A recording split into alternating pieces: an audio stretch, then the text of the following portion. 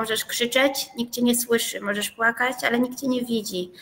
I po prostu trzeba wszystko zrobić z tym, co jest, nawet jeżeli dobrze się wie, że to jest za mało. I wszyscy mi mówili, że to jest nierealne w jakikolwiek sport uprawie, że nie dam rady nawet na dłuższy spacer pójść bez więzadeł krzyżowych w kolanie. Zanim jeszcze w ogóle zagrałam pierwszy mecz w życiu, to postanowiłam, że można ze mną wygrać, ale nikt mnie nigdy nie pokona.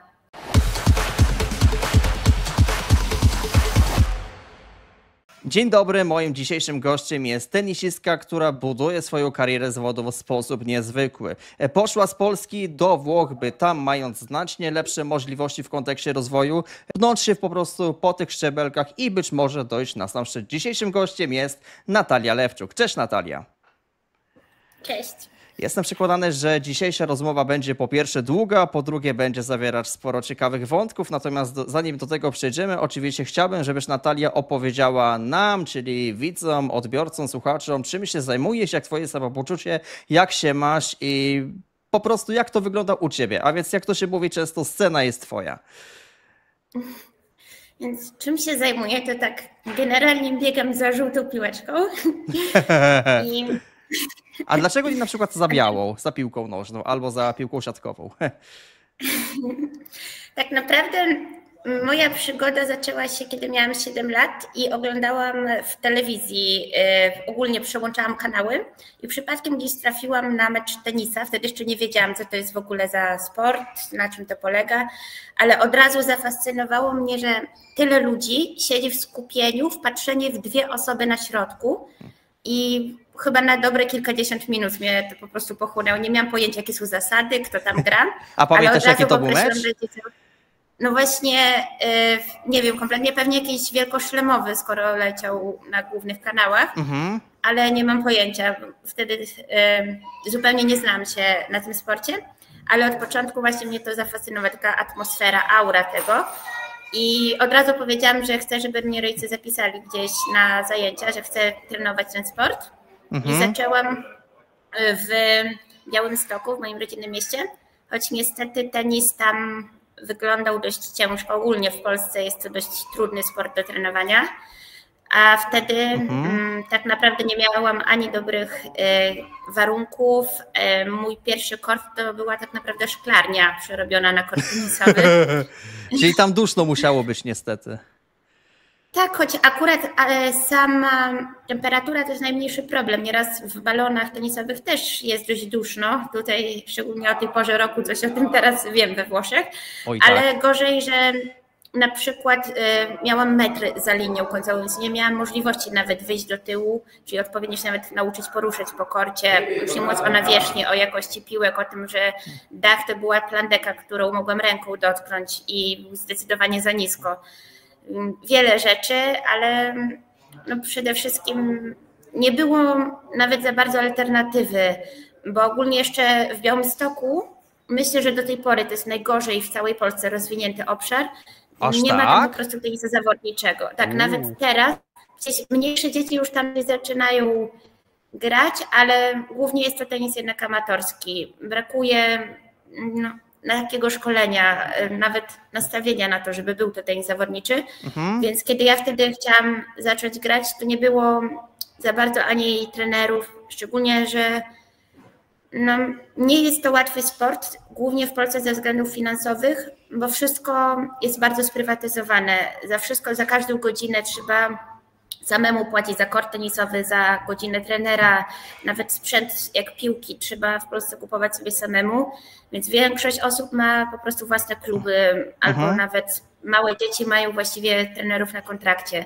Jest to sport dla bardzo, bardzo bogatych ludzi, a ja byłam z normalnej tak naprawdę rodziny. Dlatego też mój tata stwierdził, że jest to za drogi sport na hobby i albo mogę go trenować na poważnie, albo nie mogę grać. Spytał wtedy mojego trenera, czy jest w ogóle szansa, żebym grała na najwyższym poziomie.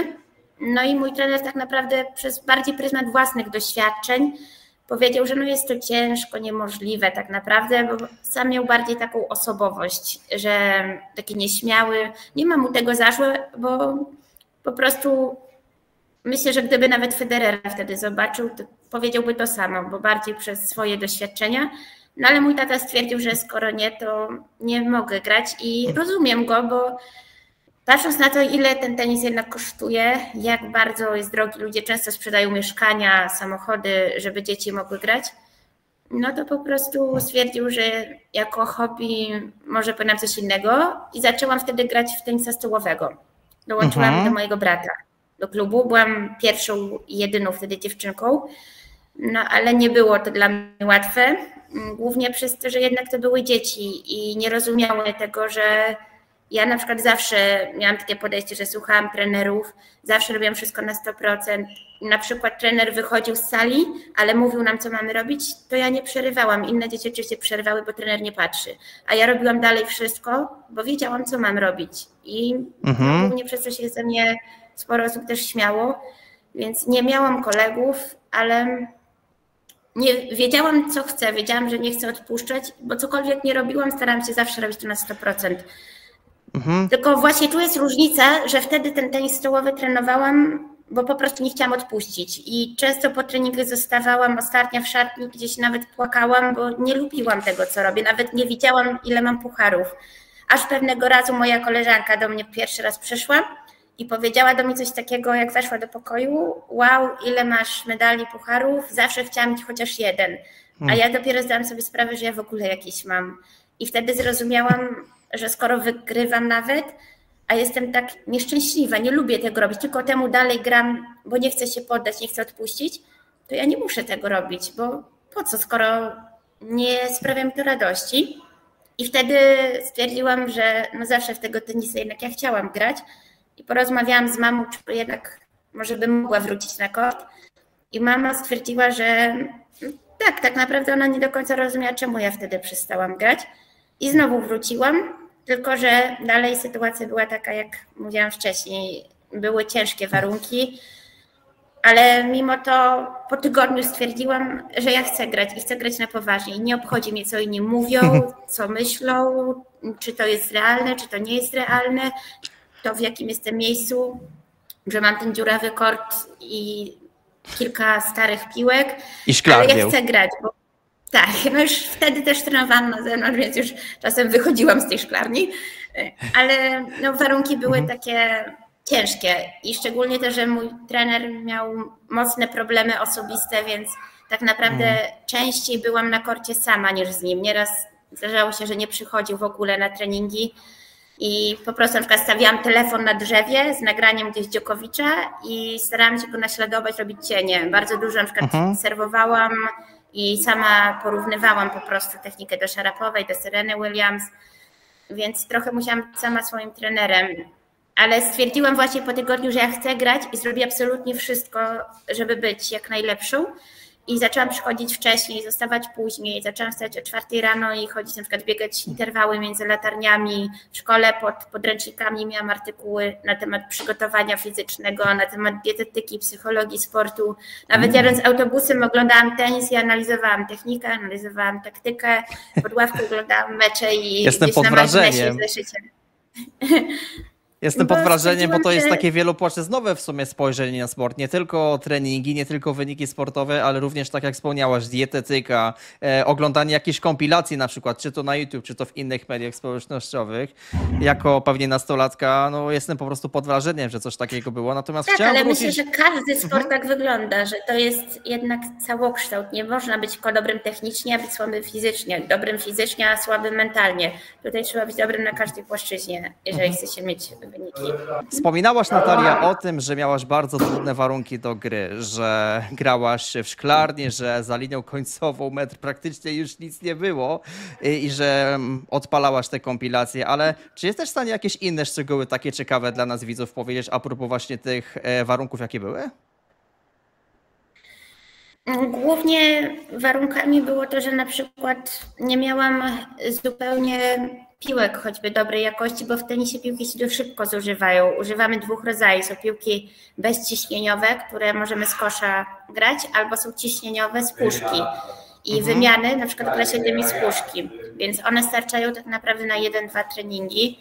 I to już nie ma mowy, żebym takie miała, ale ja tak naprawdę nie miałam żadnych. I właśnie jak zaczęłam przychodzić wcześniej, to prosiłam nieraz trenera, żeby mi zostawił na przykład piłki żebym miała czym choćby ten serwis ćwiczyć. I nieraz były one kompletnie zamarznięte, bo była zima, mróz, już oczywiście nie miałam ogrzewania, tym bardziej, że sama przychodziłam, więc miałam tylko zamarznięte dosłownie tak jak kamienie piłki. I to chyba jedyny raz, jak rzeczywiście wzięłam piłkę i nią wtedy strzeliłam po prostu w ścianę, ale tylko trzeba po nią pójść i wrócić. I to mnie dużo też nauczyło, że w takich warunkach jak się jest, o tej 4 rano w ciemności z zamarzniętymi piłkami jak kamienie, że jedyne co mogę zrobić, to tylko wykorzystać 100% tego, co mam w tej jednej chwili, bo nic się nie zmieni. Możesz krzyczeć, nikt cię nie słyszy, możesz płakać, ale nikt cię nie widzi. I po prostu trzeba wszystko zrobić z tym, co jest, nawet jeżeli dobrze się wie, że to jest za mało. Nieraz po prostu robiłam treningi motoryczne. I też jeszcze właśnie jak zaczęłam później już coś grać lepiej, trochę czasu minęło, jak tak pracowałam, to musiałam zacząć jeździć do Warszawy, bo u mnie tak naprawdę ogólnie nie było za bardzo zawodników. Mistrzostwa województwa ostatnie, co grałam, to wygrałam bez straty Gema w całym turnieju. Więc... Tylko że mnie to właśnie wcale nie cieszyło, bo nie miałam z kim przegrać, nie miałam jak się rozwijać.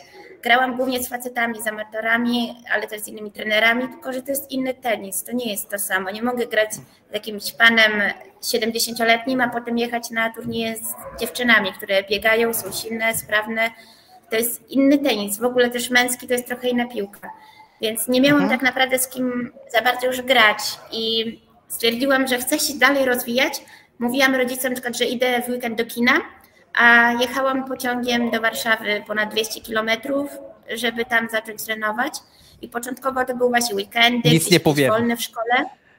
Tak, albo chcąc jechać na turniej, mówiłam, że nocuję u koleżanki. Ja brałam rakiety w plecak i jechałam na drugi koniec Polski, żeby grać turniej. Dobrze, ja nic nie powiem, jakby coś, ja nic nie mówię.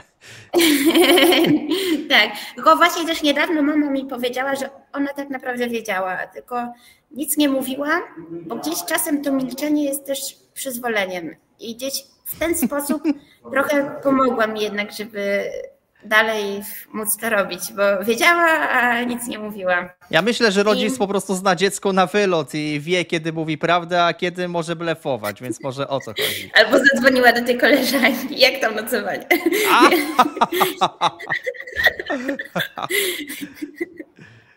To świetne opowieści, czy to była jedyna opowieść Natalia, czy więcej było takich historyjek?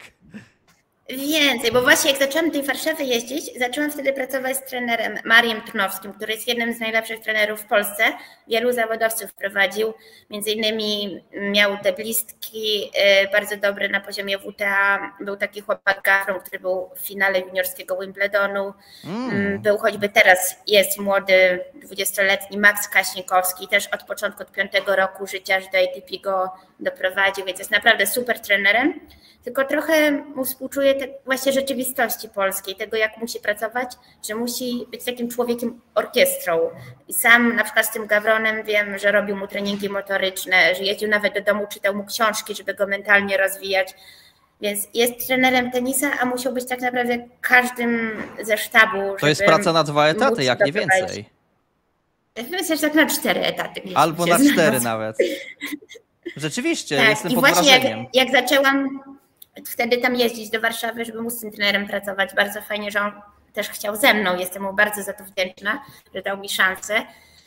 To na początku nie miałam już pieniędzy zupełnie nawet na jedzenie czy na nocleg i chodziłam ulicami Warszawy, czekałam do rana, żeby później po prostu iść dalej na korty i całe dnie trenować.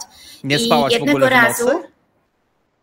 No nie miałam wyboru, bo mogłam równie dobrze oczywiście nie jechać, mogłam w ogóle nie grać w tenisa.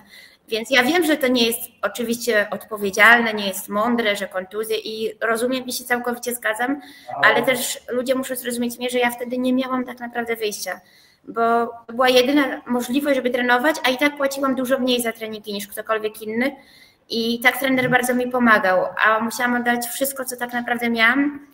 I często właśnie wtedy chodząc ulicami, na przykład spacerowałam gdzieś po placach zabaw, po ścieżkach rowerowych i pewnego razu znalazłam taki napis na chodniku. Zrobiłam sobie jego zdjęcie, mam je w telefonie, może uda się je pokazać. I jest tam napisane, lepiej zaliczać się do niektórych niż do wszystkich. I naprawdę zrobiłam to zdjęcie pełna zgoda. chodziłam ulicami właśnie Warszawy. Pełna zgoda. Ja uważam to już tak ogólnie rzecz mówiąc, nie tylko ze sportowego punktu widzenia, że każdy jest kowalem swojego losu i każdy powinien być inny. Spytam się w ogóle, Natalia, ciebie również, skąd wzięłaś tego trenera Maria, którego jakby coś pozdrawiamy bardzo serdecznie, jeśli ogląda akurat ten wywiad, bo jeśli to jest wywiad faktycznie z wysokiej półki, jak w ogóle rozpoczęła się ta współpraca między wami? Pozdrawiam trenera. Pozdrawiamy, tak. Akurat wtedy nie trudno było w ogóle na niego trafić, no bo tak jak mówiłam, jest to jeden z najlepszych trenerów w Polsce, więc wiadomo, kim jest. W środowisku myślę, że jest raczej ale nie znany. jest to dostępne dla wszystkich mimo wszystko. Tak, i dlatego też bardzo się cieszę, że dał mi szansę i tym bardziej jeszcze bardzo mi pomógł to na wielu płaszczyznach. Tym bardziej później, znając moją sytuację, stwierdził, że to nie może tak wyglądać, że właśnie nie śpię, że nie jem. I mógł powiedzieć po prostu, że skoro nie mam pieniędzy, nie mogę trenować, ale on stwierdził, że właśnie dał mi jeszcze większe ulgi tak naprawdę i umożliwił mi to. Szapoba. Więc bardzo się cieszę. Myślę, że nawet nieraz tak naprawdę do mnie się dokładał trenując. Trochę byłam inwestycją, ale mam nadzieję, że się kiedyś zwrócę challenge. Zwróci się. Jestem przekonany, że wymyślisz jeszcze takie inicjatywy, że dasz radę. Mam nadzieję. Tak. A gdzie ćwiczyłaś w Warszawie w ogóle swoją drogą? W jakich salach? Właśnie te korty są na Ursynowie. Nazywają się Silva Sport. I poza trenerem Mariem też jeszcze z nim pracują inni trenerzy. I oczywiście wszystkich bardzo pozdrawiam. Pozdrawiamy. Jak tam wracam, to właśnie inni trenerzy są moimi takimi trochę sparring partnerami nieraz. Właśnie z nimi też gram, więc dobrze się tam ze wszystkim znam i na pewno bardzo fajnie się tam czuję. A czy trenowałaś na przykład w innych miejscach, na przykład na Warszawiance? Na Warszawiankę jeździłam, bo też tak jak wspomniałam, jednak dalej no, nie był to dla mnie łatwy sport do trenowania i przez to mogłam już trenować z dobrym trenerem, choćby właśnie z dojazdu gdzieś, ale jednak dalej trenowałam dużo mniej i na Warszawiance zaczęłam trochę grać, ale później jak już po jakimś czasie przeniosłam się na stałe do Warszawy, żeby właśnie móc z tym trenerem pracować codziennie, tylko dalej trenowałam dużo mniej niż inne dziewczyny i żeby resztę czasu dalej móc się rozwijać, stwierdziłam, że chcę robić sama więcej i na Warszawiance jest ścianka, na której dużo osób gra. Tak naprawdę myślę, że ciągle ona jest zajęta i bardzo dobrze, bo wielu amatorów na niej może dzięki temu grać. Tak, ja właśnie tam zaczęłam chodzić, żeby móc sobie dodatkowo jeszcze trenować, czy technicznie różne rzeczy. Dużo lubię też sztuczek robić, choćby o ścianę, ale też grałam tak naprawdę schematy. Ściana jest bardzo fajnym sparring partnerem, bo gra bardzo dokładnie, jeżeli ja gram dokładnie, więc lubiłam z nią sobie trenować i ciężko z nią wygrać, muszę przyznać. Dobra, jest regularna. Tak. Spytałem się nieprzypadkowo o tę warszawiankę, dlatego że ja od czasu do czasu tam właśnie chodzę, żeby komentować mecze i na przykład niedawno, 3-4 tygodnie temu miałem okazję komentować mecz o mistrzostwo pierwszej ligi na Sportowa TV w piłce ręcznej pomiędzy KS-em Warszawianka właśnie, a AZS-em Uniwersytet Warszawski. Wtedy akademicy wygrali i później już też awansowali do Ligi Centralnej, więc tej okazji oczywiście składamy gratulacje AZS-owi UW Warszawa. Natomiast no faktycznie Warszawianka jest takim miejscem, że faktycznie po prostu tam często jestem i mi się skojarzyło właśnie z tą ścianką i z tym, o czym ty sama, Natalia, powiedziała, że to jest o tyle dobry sparring partner, że jeżeli ty do niego dokładnie zagrasz, to on też dokładnie do ciebie zagra. W Białymstoku też tak trenowałaś? W Białymstoku niestety nie mamy ścianek, ale znalazłam na przykład jak jest taki zjazd jednej drogi, jest główna i tak jakby zjeżdża w dół i między ścianą, która powstaje, też stworzyła się taka ścianka, tylko że to jest tak naprawdę jezdnia, więc no jest to zjazd, więc tam dużo samochodów nie jeździ, ale też to wykorzystywałam, więc tak naprawdę o takie mury bardziej grałam. Mam nadzieję, że nikogo nie trafiłaś w szybę. Nie, ale nieraz musiałam na przykład grając właśnie patrzeć, samochód jedzie i schodzić i przepuszczać samochody. Oni też musieli uważać. Gorzej jak mi wyżej za tą ścianę piłka przeleciała i właśnie na tą drogę szybkiego ruchu. Widziałem takie sytuacje, może nie na własnej skórze, ale byłem naocznym świadkiem w wieku tam kilkunastu lat, więc wiem, o co chodzi.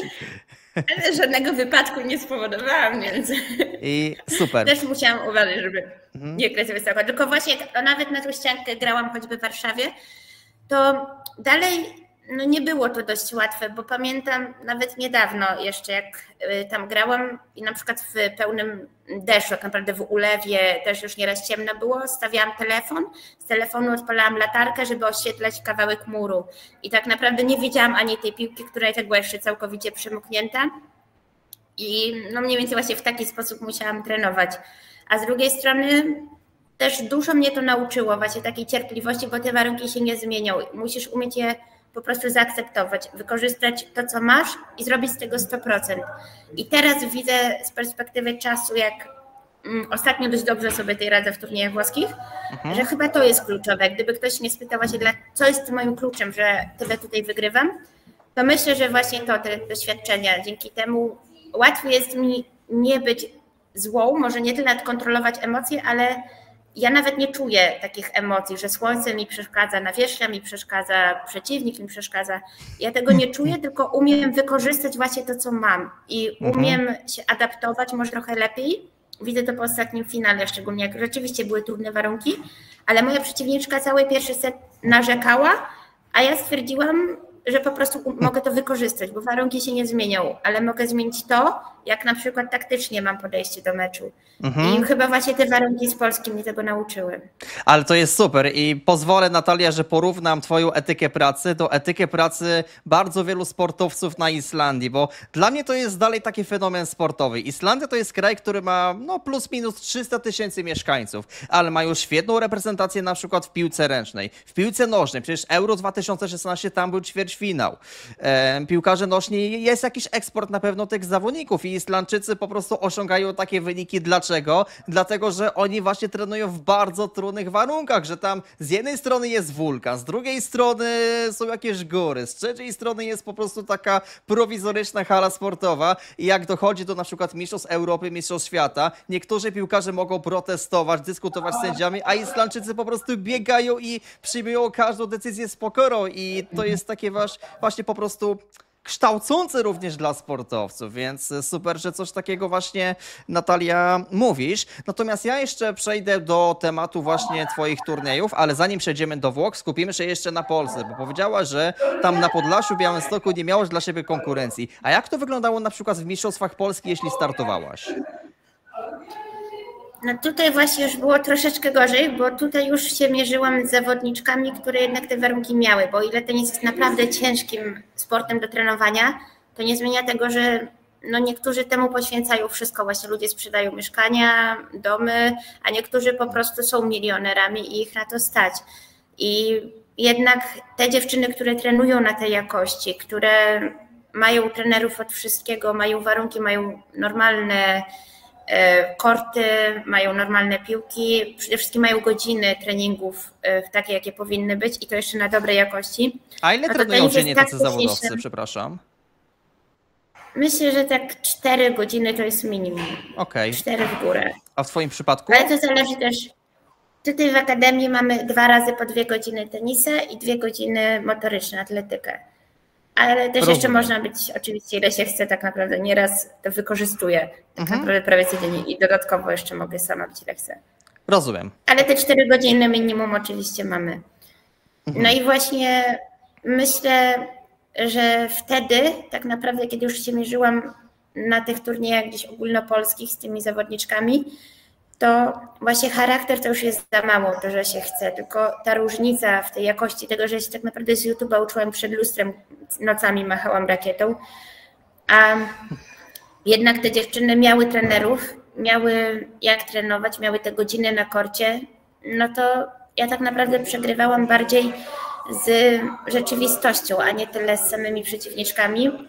I poza tym też jeszcze ważną jest kwestią to, jak się podchodzi do meczu, czy jest się zregenerowanym, czy się w ogóle jest przygotowanym, żeby grać, bo teraz tak naprawdę z perspektywy czasu wiem, jak bardzo to było nawet niebezpieczne, ile miałam szczęścia, bo nieraz jadąc na turniej na przykład nie mogłam w ogóle spać, tylko na przykład całą noc czekałam na dworcu do rana, bo po prostu nie miałam pieniędzy na nocleg i rano szłam na kort i grałam mecz, tylko przez to, że w ogóle nie spałam, to jest naprawdę duże ryzyko kontuzji, a przede wszystkim, no już nie mówiąc o czasie reakcji, o tym, jak ja się czułam fizycznie. Mogę dalej walczyć, dalej dawać siebie 100%, ale to moje 100% w takim momencie to jest tak naprawdę 5% tego, ile fizycznie jestem w stanie, tego co wypracowałam biegając o tej 4 rano, więc to też jest różnica, że te dziewczyny mogły się wyspać, spały w hotelach, miały wszystko zapewnione, no a ja nie, chociaż oczywiście nic im nie ujmuję i przede wszystkim wygrały,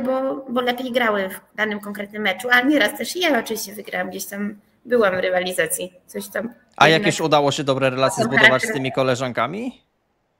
Jakieś znajomości na przykład? Tak, mam dużo dobrych koleżanek, szczególnie teraz jak grałam na przykład ostatnie Mistrzostwa Polski, wróciłam zimą, to mogłam też trenować z Niką Hurkacz, którą serdecznie pozdrawiam, bardzo Cię lubię. Pozdrawiamy Nikę Hurkacz oczywiście i pozdrawiamy również Huberta Hurkacza, jasne. Tak, oczywiście. I nie tylko, tak naprawdę wiele mam koleżanek, nie mogę się doczekać, jak niedługo wrócę, żeby znowu się z nimi zobaczyć. Mam też wiele koleżanek w Warszawie, dzięki temu jak tam trenowałam, to poznałam. Też czasem grałyśmy sparingi, ale myślę, że zawsze jednak lepsze gdzieś relacje miałam z trenerami, bo przez to, że tenis jest tak specyficznym środowiskiem, to też specyficzne często osoby mają do niego dostęp. Większość osób takich jak ja po prostu nie ma szans już na samym początku. Specyficzne ze względu na różnice w finansach, czy jakieś kwestie inne społeczne też wchodzą w grę? To jest też, myślę, że to jest powiązane. Często jeżeli osoby, oczywiście to nie jest zależność w 100%, ale często tak jest, że jeżeli ktoś jest z bardzo bogatego środowiska, to gdzieś nie czuje, że musi, nie jest tak na przykład pracowity, często ma inne podejście. I na przykład w Warszawie to widziałam, jak trenowałam już z Mariem Trnowskim, że różne rzeczy się działy. To jak się niektórzy zawodnicy odnoszą do trenerów, jakim tonem mówią. Ja byłam po prostu w bardzo dużym szoku kulturowym, słysząc to, co się działo, czy widząc. I ciężko mi mieć wtedy koleżanki, jeżeli my już na tym poziomie nawet wartości gdzieś w życiu po prostu inaczej to widzimy. Rzeczy, które im są śmieszne, dla mnie często były tak naprawdę żałosne.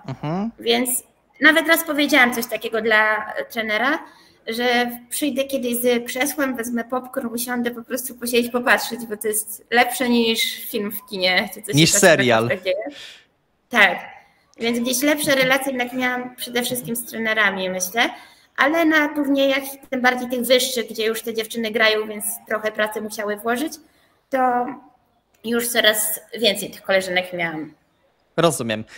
Mówisz o tym, że słuchasz trenerów i to jest oczywiście bardzo dobrze, chwalę to. Jesteś taką pilną uczennicą, ale czy ty byłaś pilną uczennicą również w szkole, czy jakoś to inaczej wyglądało? Bo ty mówisz na przykład o ucieczce, tak w cudzysłowie oczywiście, ucieczce z domu, że tak blefujesz tylko po to, żeby zrobić coś dla siebie dobrego. Jakie to miało przełożenie na szkołę na przykład, jeśli miało w ogóle? Tak jak już mówiłam, u mnie zawsze w zeszytach gdzieś na marginesach były rakiety tenisowe i piłeczki namalowane, albo nawet czasem pisałam sobie po treningu ekranu, miałam właśnie co konkretnie muszę przypilnować, co muszę poprawić, albo pod podręcznikami miałam tak naprawdę artykuły na temat tenisa czy ogólnie sportu, żeby się rozwijać, ale to nie zmienia tego, że miałam też bardzo dobre oceny. W liceum to w ogóle najlepsze w województwie i chyba 13 w Polsce. Ale ogólnie zawsze łatwo mi się uczyło. Przez to, że nie potrzebowałam dużo czasu, po prostu szybko wszystko łapałam. Nie muszę nic powtarzać, tylko raz usłyszę i od razu tak naprawdę to wiem, albo ewentualnie później gdzieś słyszę pytanie na ten temat, no to już słyszałam, raz to wiem. Więc nie musiałam powtarzać i cała godzina lekcyjna często była dla mnie za długa. Więc ja od razu te rzeczy wiedziałam, niektóre przedmioty nawet sama do przodu się uczyłam, choćby biologię, to nawet 3 lata do przodu sobie to przerobiłam i trochę się nudziłam wtedy w szkole. Tak naprawdę z każdego przedmiotu gdzieś sobie zawsze dobrze radziłam. Na przykład z matematyki dzięki temu teraz daję też korepetycje młodszym kolegom i koleżankom i dzięki temu zawsze mogę sobie dorobić. Bardzo mnie to ucieszyło, Natalia. Bardzo mnie to ucieszyło. Przepraszam, że przerwę, bo jestem też fanem matematyki, to był mój ulubiony przedmiot szkolny, więc super się cieszę, że akurat tak się rozwijasz. A do Warszawy wyjechałaś nie tylko ze względu, żeby trenować tenis, ale również ze względu na studia, czy jakieś inne też kryteria były? Akurat uczyłam się dalej u mnie, więc miałam po prostu indywidualny tok, więc nie musiałam zmieniać jakby sposobu nauki, tylko po prostu musiałam same egzaminy zaliczyć, więc w Warszawie mogłam być skupiona przede wszystkim na tym, żeby trenować. No i dlatego trochę mnie to bolało, że chciałabym jednak tego więcej, ale robiąc tak naprawdę wszystko, co mogłam, to było dalej dużo za mało. I mogłam właśnie na tą ściankę chodzić, mogłam sama robić treningi motoryczne, bo oczywiście nie mogłam nawet z żadnym trenerem motorycznym pracować. I teraz widzę różnicę nawet tego, choć nie wiem, czy aż tak bardzo by mi to zmieniło, bo w Białymstoku na przykład pracowałam też z trenerami motorycznymi, ale tu jest ta różnica, teraz porównując do Włoch, że tutaj trenerzy znają się na dyscyplinie. Trening jest typowo pod tenis, a u nas w Polsce często to tak wygląda, że trener motoryczny to jest dosłownie trener siłowni. On umie budować wydolność, umie budować siłę, wytrzymałość, ale to niekoniecznie przekłada się na przykład na technikę poruszania się. Takich rzeczy kompletnie mi brakowało i teraz widzę, że jednak nie chodzi tylko o to, żeby biegać szybko, a to zazwyczaj w Polsce słyszałam od trenerów. Pytali, jak mam się poruszać, jak mam biegać, to słyszałam po prostu, że mam szybko. A nikt nie powiedział mi nigdy jak, z jakiej nogi, jak przynosić ciężar ciała, kiedy krok skrzyżny, dostawny. Teraz na przykład bardzo pracuję nad tym, dzisiaj też nad tym pracowałam z trenerem Marko, żeby robić mniej kroków. Właśnie nie szybko i jak taka maszyna dużo, tylko właśnie trzeba ruszać się odpowiednio i czasem dzięki temu, że się zrobi mniej kroków, ma się lepszy rytm, jest się bardziej ustawionym, po prostu ma się nawet lepszą jakość uderzeń, więc oczywiście ogólnie się rusza szybko, ale niekoniecznie trzeba tylko dużo kroków robić. Ważna jest ta technika poruszania się i to dopiero tu we Włoszech zaczęłam robić. I na początku na treningach motorycznych patrzę na innych, oni już to w takim tempie wszystko robią, a ja pierwszy raz te ćwiczenia widzę. Ja byłam w szoku w ogóle, o co chodzi, idź powtórz, rób. Czyli we Włoszech to są takie treningi bardziej detaliczne i nawet odróżnienie treningu siłowego od takiego treningu, nazwijmy to techniczno-motorycznego, jest ewidentne i rozumiem, że w Polsce tego po prostu nie było. Mamy tutaj wszystko i na siłowni też pracujemy typowo nad siłą, z ciężarami. Mamy treningi właśnie w ogóle na korcie takie typowo na zmianę kierunków, na koordynację bardziej. Mamy też dużo na przykład na takich platformach balansujących i często też to łączymy z tenisem, gdzieś z piłkami rzucamy, na przykład stojąc na jednej nodze na jakiejś platformie, która się rusza i czy tam na przykład woda się przelewa, żeby z balansu tracić. To jest fajne, to mi się kojarzy z treningiem w skokach narciarskich trochę. Myślę, że u nich też jest ten balans ważny. Właśnie na korcie to jest bardzo ważne, żeby umieć złapać balans, bo to jest normalne, że gra się gdzieś czasem z tylnej nogi, czasem trzeba gdzieś z wyskoku, bo na tym to polega, że chcę zagrać jak najtrudniejszą piłkę przeciwnikowi, a on chce dla mnie. Nie gramy sobie wygodnej piłki i gdzieś w pełnym biegu z jednej nogi trzeba jednak znaleźć ten balans, żeby mieć jakość w uderzeniu, żeby kontrolować tą piłkę. Więc ważne, żeby umieć to znaleźć i to się właśnie zaczyna na tych treningach już motorycznych. No a w Polsce trenując moje treningi motoryczne, to musiałam sobie sama planować. Chodziłam gdzieś do lasu i robiłam jakieś drabinki koordynacyjne, właśnie między latarniami interwały biegałam też wydolnościowo, czy na przykład też jeszcze w Białymstoku codziennie stawałam tej 4 i na przykład biegałam po kilkanaście kilometrów, aż pewnego razu sobie sprawdziłam na mapach, ile przebiegłam i zobaczyłam, że 20 kilometrów przebiegłam i to była moja rozgrzewka, to był taki rozruch. I właśnie teraz wiem, że to trochę była przesada, to było dużo. To jest półmaraton. Nie wiedziałam, nikt mi nie powiedział, że to jest dużo, więc nie wiedziałam, to był taki mój rozruch. A myślałaś może, Natalia, też o braniu udziału na przykład w zawodach biegowych? Nie wiem, półmaraton właśnie albo maraton? Miałaś taką myśl? Ja trenowałam dużo sportów, też przez to, że nie mogłam typowo trenować pod tenis motorycznie, to szukałam sportów uzupełniających. Trenowałam lekkoatletykę, właśnie biegałam na 400 metrów, trenowałam też kickboxing, też później grałam w rugby i oczywiście też pozdrawiam wszystkich. Nawet jak się przeniosłam do Warszawy, to też tam trenowałam z Legią Warszawą i trener nawet mnie początkowo namawiał, żebym zostawiła tenis, bo widział potencjał we mnie, że jestem szybka, dynamiczna i mówił, że dobrze właśnie mogę na skrzydle się odnaleźć. Ale ja od razu powiedziałam, że w meczach oficjalnych nie chcę, żeby mi ktoś jednak krzywdę zrobił i ja tylko na treningi chodziłam i traktowałam to bardziej uzupełniająco właśnie pod tenis jako trening motoryczny. Ale dużo sportów trenowałam, taekwondo też trenowałam, pływanie, nawet taniec, jeszcze jak byłam mała, miałam chyba 5 lat, mama chciała, ale coś nie wyszło. Z tańcem to akurat u mnie było tak, że przez znaczną część życia byłem nie na taniec, ale jak poszedłem na studia, tak zdałem sobie z tego sprawę, że taniec towarzyski to jest naprawdę świetna forma i relaksu, i zapoznania się, w moim przypadku na przykład z przedstawicielkami płci pięknej, tak powiem nieskromnie, więc dla mnie to była naprawdę super sprawa, bo ja nigdy nie potrafiłem tańczyć i poszedłem tam w gruncie rzeczy tylko po to, żeby nie być w cudzysłowie analfabetą w tańcu, a wkręciłem się w ten taniec towarzyski, więc cieszy mnie to, że tak właśnie mówiłaś również. Natomiast przejdę chyba do clou w ogóle tego wywiadu, bo jest też taką tenisistką, zawodniczką, która obrała niecodzienny, nietypowy model kariery. To znaczy nie jest też w Polsce, tylko przeniosła się do Włoch, by tam się rozwijać. Skąd w ogóle taka decyzja, jaka jest geneza, skąd się to wzięło? Tu właśnie jeszcze ważne, żeby do tego przejść, to jeszcze ważne jest wspomnieć wcześniej, zanim na stałe się przeniosłam do Warszawy, to trochę moja droga tenisowa się po raz ponowny skomplikowała, bo miałam trochę kontuzji i to bardzo poważnych, bo miałam 2 operacje, a tak naprawdę już kolana? mnie skreślono wielokrotnie. I nie tylko. Ojej. Na początku tak, kolana było. Zerwałam więzadła krzyżowe w lewym kolanie. Miałam operację, rekonstrukcję, ponad rok rehabilitacji. Ale jakie Jak to były wróciłam, więzadła? to Przednie czy jeszcze inne? ACL, ale chyba rzadko jest tylko samo więzadło. Zazwyczaj to jest taka cała triada. U mnie było ACL jeszcze i pewnie też poboczne. łąkotka. Tak, i łąkotka, i jeszcze poboczne. I jeszcze chyba też coś tam naderwane. Trochę tego było. Ogólnie rozwaliłam kolana. I później właśnie po operacji, jak już wróciłam do zdrowia, cały czas trenowałam. Jak nie mogłam chodzić, no to pływałam, żeby wydolność podtrzymać. Na siłowni dużo też wtedy pracowałam. Pływanie jest super na kolano. Na korcie też cały czas trenowałam. Jak nie mogłam nawet stać, no to siedziałam na krześle i grałam.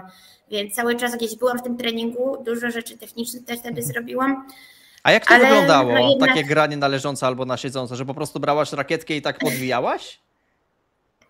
Wtedy te treningi miałam też z trenerem, więc on mi piłki zazwyczaj narzucał i po prostu musiałam się trochę do piłki wychylić, żeby na przykład zagrać wolej i rzucał lewo, prawo w miarę, starał się do mnie, żeby mogła się wychylić. Właśnie mówił, że się bał o to, że za bardzo do tej piłki chcę, no bo jednak ja dalej chciałam trenować. Albo tak samo każde uderzenie, forehand, backhand. Dużo też wtedy grałam na przykład drugą ręką, właśnie tą techniką pracować. Jak później już mogłam stać na jednej nodze, no to na jednej nodze grałam. Albo serwowałam właśnie też na jednej nodze, a kule pode mną leżały. Więc dużo się rzeczy zrobiło, nie zmarnowałam tego czasu. Przede wszystkim to czucie gdzieś tam mogłam podtrzymać piłki, ale jednak no nie mogłam się poruszać, a przede wszystkim rywalizować z innymi, więc tego doświadczenia, ogrania meczowego, radzenia sobie z presją meczową, nie mogłam kompletnie nad tym pracować. No i jak już wróciłam po tym ponad roku do zdrowia, tak całkowicie, do gry na turniejach, to zerwałam więzadła w kostce drugiej nodze. W stanie skokowym, tak? Tak, w skokowym ATFL się nazywa, poboczne więzadło. I też gdzieś koło roku miałam rehabilitację, też była operacja. I później jak już wróciłam, pograłam najdłużej, chyba z 6 miesięcy. I znowu zerwałam więzadło krzyżowe, nawet na tym samym korcie, na tej samej stronie. O Więc Boże. później, jak teraz bym tam grała, to ja już proszę od razu, żeby mi dali inny kort. Tak prewencyjnie nie chcę kusić razu, ale oczywiście to nie ich wina. No i wtedy jak znowu zerwałam, to wszyscy mi mówili, że znowu operacja, ale to już ponad 4 lata tak naprawdę gdzieś by było w sumie, jakbym wróciła. Więc stwierdziłam, że ja nie mogę, ja naprawdę muszę wracać na już, na tu i teraz, że ja chcę grać zawodniczo, bo ja muszę zacząć biegać, muszę zacząć te ogranie meczowe, zdobywać doświadczenie i no w ogóle trenować na 100%, bo nie mogę ciągle siedzieć na krześle przez parę lat, to no nie ma szans grać na poważnie, więc ja wiedziałam, że ja muszę już teraz, ja nie mam wyboru. I wszyscy mi mówili, że to jest nierealne w jakikolwiek sportu prawie, że nie dam rady nawet na dłuższy spacer pójść bez więzadeł krzyżowych w kolanie. No ale ja wiedziałam, że ja nie mam wyboru, ja muszę po prostu i nie uwierzę nikomu na słowo, tylko temu, bo mówią, że się nie da. Ja muszę to poczuć, że rzeczywiście nie dam rady i jeżeli nie dam, to chyba zauważę, więc stwierdziłam, że muszę spróbować chociaż i zrobię wszystko, żeby wrócić, mimo że nawet mój wtedy trener właśnie motoryczny z siłowni, który ze mną pracował, sam powiedział, że no nie mam szans, że to jest niemożliwe, że nawet lekarz mi mówił, że w żadnej dyscyplinie nikogo nie ma, Już tym bardziej w tenisie, gdzie jest tyle zmian kierunków, tyle przyspieszeń, dynamiki i no, Jestem zdziwiony tymi deklaracjami osobiście. Mój lekarz w ogóle wtedy i tak zapisał mnie w kolejkę na operację i powiedział, że kiedy już zrozumiem, że to jest niemożliwe, że to jest koniec tenisa, to po prostu do niego wrócę. Ale to jest decyzja chyba niezależna, czy chcesz operację, czy nie. No nikt mnie nie mógł zmusić, dlatego mnie nie zmusili, tylko powiedzieli mi wprost, że to jest niemożliwe grać. Jeżeli chcę grać, no to ja muszę tę operację mieć. Ale ja wiedziałam, że nie mam wyboru przez to, ile już tych kontuzji miałam. I też to było ponowne zerwanie w tym kolanie i wcale nie wróciłam za szybko, bo między pierwszym a drugim 2 lata minęły. Więc sam lekarz mi powiedział, że on nie wie, dlaczego ja znowu zerwałam. Jestem bardzo mocna fizycznie, mam dobrze, już wtedy miałam dobrze obudowane mięśniowo nogi. Może to wynika właśnie ze złej techniki biegu. Może tak, ale też ciężko mówić o technice, jeżeli to nie jest sprint do przodu, tylko u nas są te zmiany kierunków. To ciężko jest to wypracować, jak się nawet ogląda w telewizji, to nie jest przewidywalne, nie ma kontroli w tym, bo piłka leci nagle w prawo, w lewo i ja muszę ten kierunek zmienić. To są szarpane ruchy, to nie jest technika, to tak po prostu wygląda, taka specyfika tenisa. I gdzieś mi wszyscy mówili, że no właśnie się nie da, że to jest niemożliwe, że po prostu muszę się z tym pogodzić i albo operacja, czyli dla mnie koniec tenisa, bo znowu gdzieś rok rehabilitacji i to już za długo by było, albo no bez więzadeł wszyscy mówili, że też się nie da. I właśnie pewnego razu ja zostałam dłużej na siłowni i sama popatrzyłam sobie gdzieś na tą salę i stwierdziłam, że jakąkolwiek podejmę decyzję, to musi być moja, nie tych wszystkich ludzi dookoła, choćby wszyscy właśnie mnie już skreślili, to jednak musi być moja decyzja i albo ja teraz zostawiam tenis i po prostu to nie ma sensu, albo zrobię absolutnie wszystko, żeby być jedną z najlepszych na świecie. Absolutnie wszystko. I to też później mocno wpłynęło na moją decyzję, czemu rzeczywiście zrobię wszystko i nie ma rzeczy, której bym nie poświęciła, żeby grać. Czyli podjęłaś niezależną decyzję, że wracasz na kort bez operacji po zerwaniu więzadeł krzyżowych przednich, tak? Tak. Nie poszłaś na operację, żeby nie tracić kolejnego roku, bo uznałaś, że bez operacji wrócisz szybciej, a jak to jest możliwe? Ja tylko widzę taką sytuację, że po prostu mięśnie stabilizują. Nie ten staw kolanowy, tylko właśnie mięśnie są tak silne, że chyba stabilizują nogę. Dobrze mówię? Zdecydowanie przygotowanie fizyczne jest moją mocną stroną, więc mam mocno budowane mięśnie czworogłowe i one mi zdecydowanie stabilizują ten staw kolanowy. Myślę, że dlatego jestem w stanie grać, bo jak widać gram w tenisa, czyli udało mi się to zrobić i bez operacji nie mam w tej chwili więzadeł krzyżowych, a Boże jednak święty. gram po co komu więzadła krzyżowe? No jak widać jednak nie da się, ale jestem.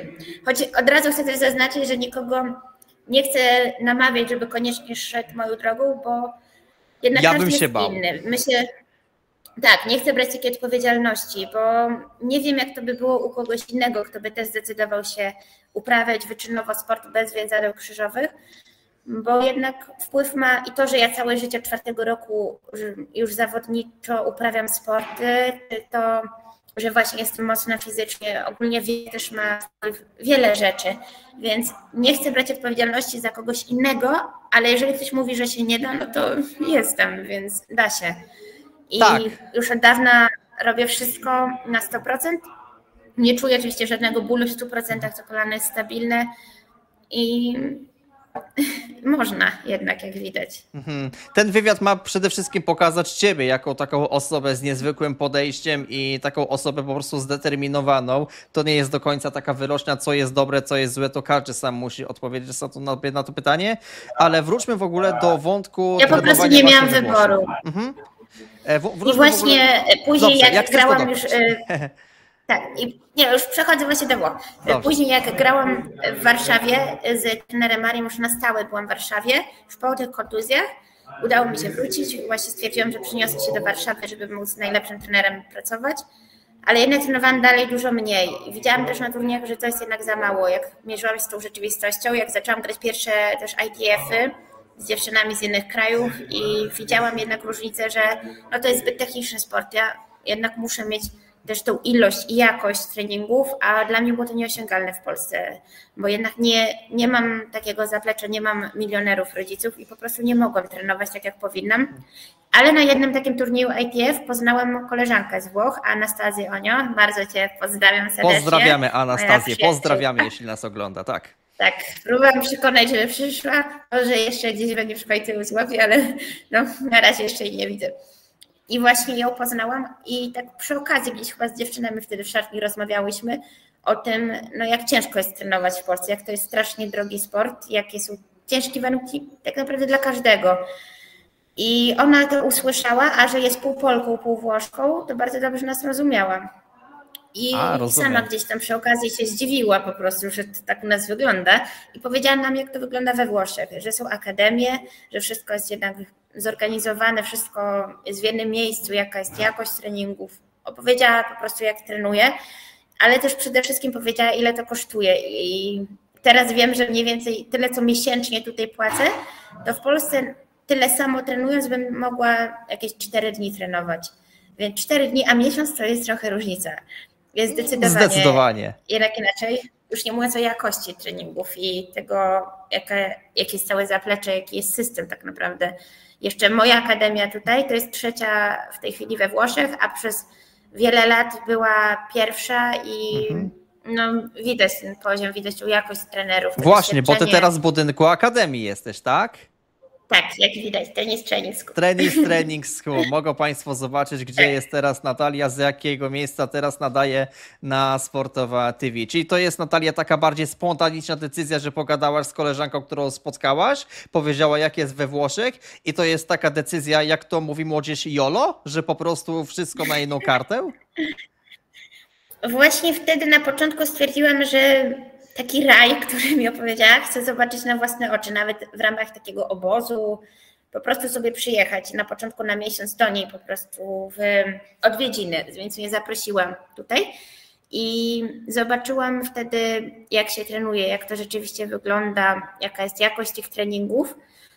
I kiedy już to zobaczyłam, to wiedziałam, że nie mam wyjścia i jeżeli rzeczywiście chcę grać, jeżeli rzeczywiście chcę zrobić wszystko, no to nie mam wyboru i muszę tutaj być, bo to jest jedyna możliwość. I tak jak wtedy sobie na tej siłowni postanowiłam, że absolutnie wszystko zrobię, żeby być jak najlepszą, no to zrobię wszystko czy nie. I jednak tak naprawdę nie mam już wyboru, jeżeli chcę grać, to jest jedyna możliwość. Wtedy też zdałam sobie sprawę, tak w 100%, że to nie ma sensu, tak jak byłam w Polsce, kiedy byłam o tych murach, kiedy gdzieś musiałam o tej 4 rano trenować, czy nawet w Białymstoku. To miało sens, bo przekonałaś się na własnej skórze, na czym polega ciężka praca. Uważam, że to miało sens, tylko że to było trudniejsze niż przewidywałaś. Dużo mnie to nauczyło, ale już na tym poziomie gdzieś później ITF-ów na przykład, czy nawet Polski w tych turniejach, gdzie rywalizowałam z dziewczynami z innego świata dla mnie, no to było po prostu za mało i sam charakter nie wystarczy i brakowało mi tej ilości, tej jakości pracy i wtedy wiedziałam, no, że muszę się tutaj przenieść, że tak naprawdę cała reszta umiejętności, jeśli czegoś nie potrafię, to się tego nauczę. Jeżeli nie umiem zagrać, nie wiem, na przykład dobrze zaserwować kick service, no to rozmawiam z trenerami, pokazują mi, pracuję nad tym i 1 000 000 piłek odbije się nauczę. To nie jest nic nieosiągalnego. Fizycznie zawsze można się wzmocnić, taktycznie można się też podszkolić, ogranie można nabyć. Jak czegoś nie umiem, to się po prostu tego uczę i to są tylko umiejętności. Więc jeżeli mam tutaj takie zaplecze, mam najlepszych trenerów, mam dziewczyny i chłopaków na najwyższym poziomie, bo tutaj są od najmłodszych po ATP, WTA, wielu jest profesjonalistów i nic tylko z tego korzystać. To jest tylko tak naprawdę kwestia, żeby chcieć pracować, a pracuj to moje drugie imię, można chyba tak powiedzieć, więc jestem tutaj w raju tak naprawdę. I też jeszcze wracając do tego, że mam tych właśnie zawodowców, to trochę nie rozumiem innych zawodników z Akademii, czemu oni na przykład nie chcą właśnie ich obserwować, tego jak trenują, bo naprawdę wiele można się nauczyć. Może temu, że ja w Polsce nie miałam takich osób wokół siebie, Więc teraz bardziej to doceniam, ale tu w Akademii jest na przykład Jacopo Berettini, brat Matteo Berettiniego, bardzo go lubię. Jest też choćby Chiara Girelli, która też jest z WTA, albo w tamtym tygodniu przyjechała tutaj do nas po Roland Garrosie Irina Szymanowicz z Białorusinka, która jest 160 WTA i mając takich zawodników dookoła, to naprawdę ja większość czasu wykorzystuję, który mam gdzieś tam wolny, po prostu siedząc, oglądając na tych trenerów, patrzę jak się poruszają, patrzę na ich mowę ciała, na decyzje, jakie w jakich momentach podejmują, albo z nimi nawet rozmawiam wprost i wszyscy są bardzo sympatyczni. W ogóle chyba każdego pierwsze co pytam z tych już zawodowców, co zrobić, żeby dojść na ten poziom, jakie mają dla mnie rady na przyszłość. I na przykład właśnie ta dziewczyna z 160 WTA powiedziała mi, żeby ciężko pracować, wierzyć w siebie i nigdy nie wiadomo, co przyniesie jutro. Więc to jest gdzieś to moje motto też przez to, jak przeszłam w Polsce tą moją drogę, że nigdy nie wiadomo, co przyniesie jutro. Dlatego zawsze trzeba wykorzystać 100% tego, co się ma w tej jednej chwili, nawet jeżeli zdajemy sobie sprawę, że to jest dużo za mało, bo tak naprawdę nie mamy alternatywy. Co można innego zrobić? Odpuścić tylko. A lepiej mieć ten 1% szans i go wykorzystać, niż mieć 99% szans i je zmarnować. Więc zawsze trzeba robić wszystko z tym, co się w danej chwili ma. Szanuję to, szanuję takie podejście. Natomiast ja już widzę pewną analogię i chciałbym Ciebie o to spytać, Natalia. Może mam rację, może tej racji nie mam, natomiast wnioskując z Twoich wypowiedzi na temat szkolenia tenisa w Polsce i na temat szkolenia w Twojej, w cudzysłowie, Akademii we Włoszech, tak odnoszę wrażenie, że w Polsce za bardzo nie ma trenerów, że tak powiem, ochoczo chętnych do udzielania feedbacku, informacji zwrotnej. Pewnie takie osoby są, ale nie jest to może taki feedback w 100% satysfakcjonujący, a we Włoszech feedback jest właściwie chyba z każdej strony. Dobrze to oceniam, Natalia, czy źle? Myślę, że ogólnie ludzie we Włoszech są może trochę bardziej otwarci, bardziej pozytywni czasami, więcej takiego luzu mają, więc to gdzieś tam ma wpływ, ale przede wszystkim myślę, że to jest jednak różnica w jakości. Że tutaj ci trenerzy naprawdę są na najwyższym poziomie, szczególnie w mojej akademii. Wielu trenerów tutaj przyjeżdża, żeby się uczyć od nich. Szkolenia tutaj są różne organizowane, czy zawodnicy, oni są w ATP, WTA i to często w tych czołowych miejscach. I mamy całą ścianę ze zdjęciami osób, które u nas trenowały i gdzieś tam wysoko zaszły. I też to jeszcze ciekawa historyjka, powiedziałam dla trenera Roberto, że za 10 lat muszę przygotować miejsce na jeszcze jedno zdjęcie. O, ambitnie. Powiedział, że już jest.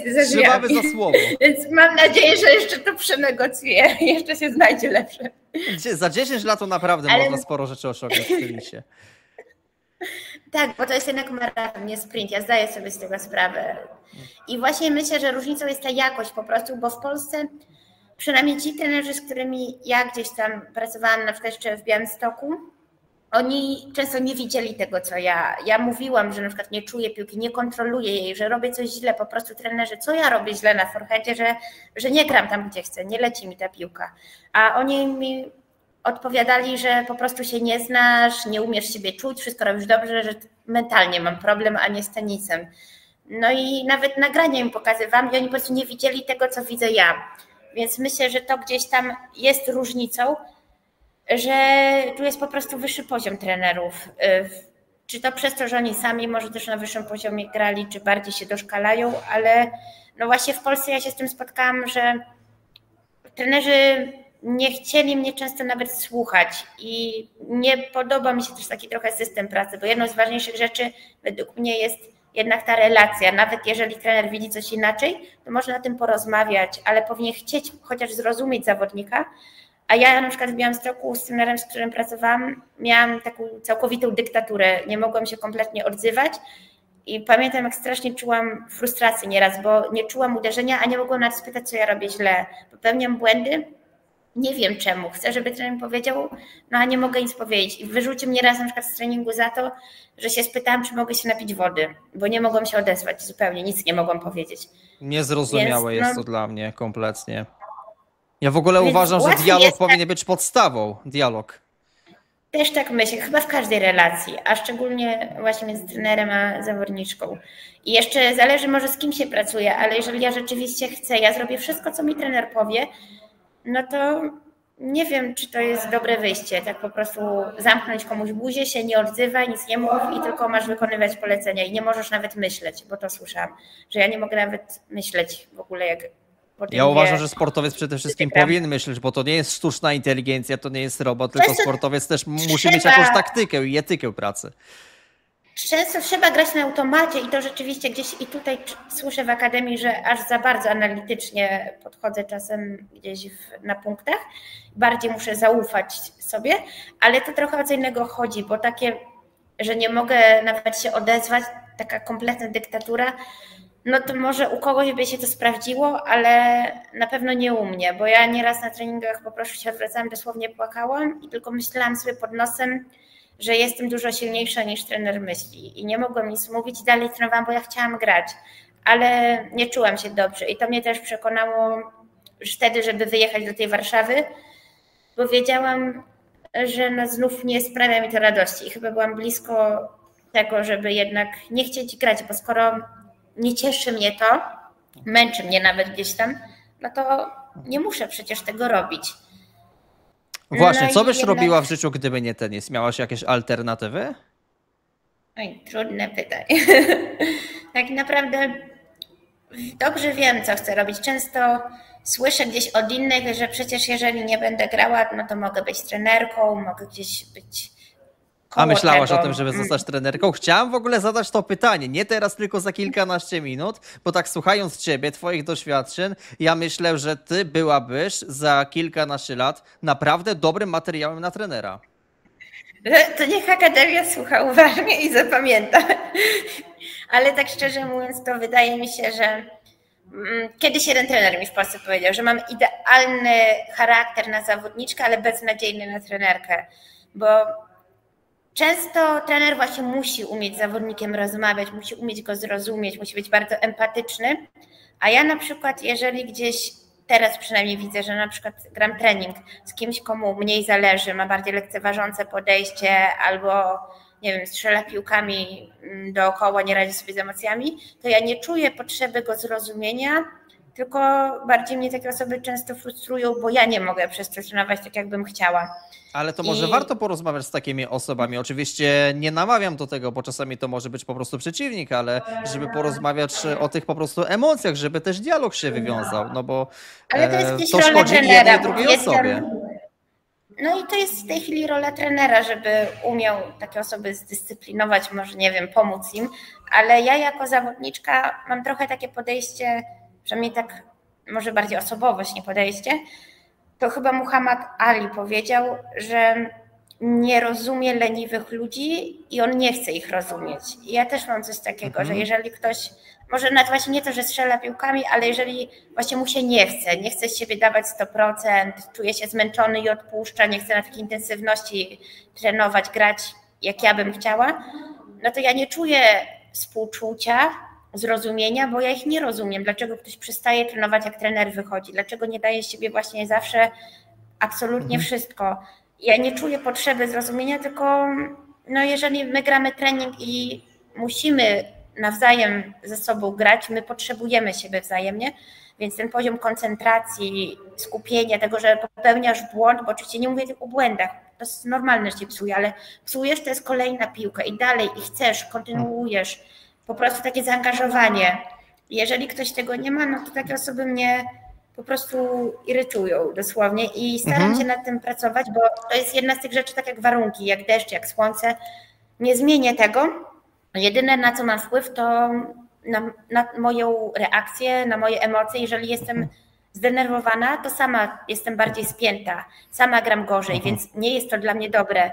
I często przed treningami ja wcale nie słucham muzyki wchodząc na kort, tylko mam specjalne nagranie Rafy Nadala, taki wycinek z konferencji prasowej, gdzie mówi o tym, że you can't be frustrated when the things are not going well, you can't be too negative, just focus, passion to keep practice. I właśnie staram się mieć takie podejście i to sobie zapętlam i to słucham. I to jest jedna z moich metod też, jak przygotowuję się nawet do każdego treningu.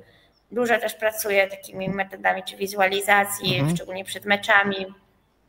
I staram się jednak zwracać na to uwagę. i też to wykorzystać, że nawet jeżeli gram z kimś, kto no właśnie nie daje mi możliwości trenować tak, jakbym chciała, to jednak mogę to wykorzystać jako taki trening trochę mentalny i robić to, co mogę. Ale to też nie jest zawsze kwestia tego, że oni nie chcą pracować. Ostatnio na przykład parę miałam takich treningów, gdzie oni rzeczywiście chcieli, naprawdę się starali, tylko po prostu nie mogłam z nimi grać, bo piłka do mnie nie wracała. Wczoraj na przykład grałam punkty z dziewczynami i grałam między nogami i ja nie mogłam przegrać i gram tak naprawdę na stojąco trenersko, a wygrywam wszystko, więc jeżeli gram tak punkty, no to tym bardziej nie zagramy ćwiczeń na treningu na tempie, bo to po prostu nie jest mój poziom. I często takie treningi, o ile na punktach to nie jest dla mnie problem wygrać, to jednak ja chcę też trenować, chcę się rozwijać. I często w takich momentach, jak zaczynam prześrodek, a ktoś 5 razy z rzędu gra w ścianę, no to czuję irytację, frustrację. Parę razy powiem pewne popularne słowo polskie, ale staram się jednak na tym pracować, przypominać sobie właśnie te słowa Rafy Nadala i też to, jakie miałam warunki wcześniej. Doceniać to, że jednak tu jestem, że nawet jeżeli ta piłka leci na sąsiedni kort, czy więcej w aut niż w korcie jest, to po prostu mogę do każdej biegać. Ja tu w ogóle mogę być, mogę cokolwiek robić. Więc staram się cieszyć każdą chwilą i to doceniać. Często w przerwach nawet między treningami chodzę na korty, lubię nawet na nim siedzieć. Czy na turniejach, jak jestem dzień wcześniej, to też lubię pójść na kort i po prostu na nim być. I przypominam sobie właśnie to, przez co przeszłam, przez całą moją drogę. Patrząc na kort, jak sama na nim siedzę, to gdzieś widzę właśnie tą dziewczynkę w deszczu, w ulewie, co ma tylko kosz zamarzniętych piłek, w ciemności. Jak robiłam treningi czy motoryczne, czy serwowałam i do góry patrzyłam i taki deszcz padał, że nic nie widziałam. Nie mogłam piłki nawet odbić, albo grałam w balonie, gdzie dach mi się na głowę dosłownie aż opadał balon, mogłam go dotykać, to było aż niebezpieczne. Czy stałam w wodzie po kostki, dosłownie tylko w oleje grałam z trenerem, bo nie mogła się piłka odbić, bo woda była stojąca. Więc jak pamiętam takie rzeczy, to gdzieś myślę, że to właśnie trochę uczy tej pokory i do samych warunków, doceniania tego, co się ma, ale też bardzo mi to pomaga na turniejach, szczególnie teraz, jak widzę, że no właśnie doceniam wszystko to, co mam, to, gdzie jestem, to ile rzeczy udało mi się przejść, czy te kontuzje, że udało mi się jednak je gdzieś tam pokonać. I myślę, a to jest że zmiana to jest oświetlenia. Przepraszam, że przerwałam. Ja myślałam, że tobie zgasili światło w akademii. Chciałam się spytać, czy przypadkiem nie zamykają ciebie. Jeszcze nie, może mnie nie wyrzuca. Dobrze, przepraszam, że przerwałem, ale możesz kontynuować. Mam nadzieję, że będzie oglądał też Fabrycjo, właściciel jej. Pozdrawiam. Pozdrawiamy. Jak będzie miał napisy, to pewnie przeczyta. Jest też do zrobienia, ewentualnie jakieś automatyczne napisy. Moim zdaniem jest to do zrobienia.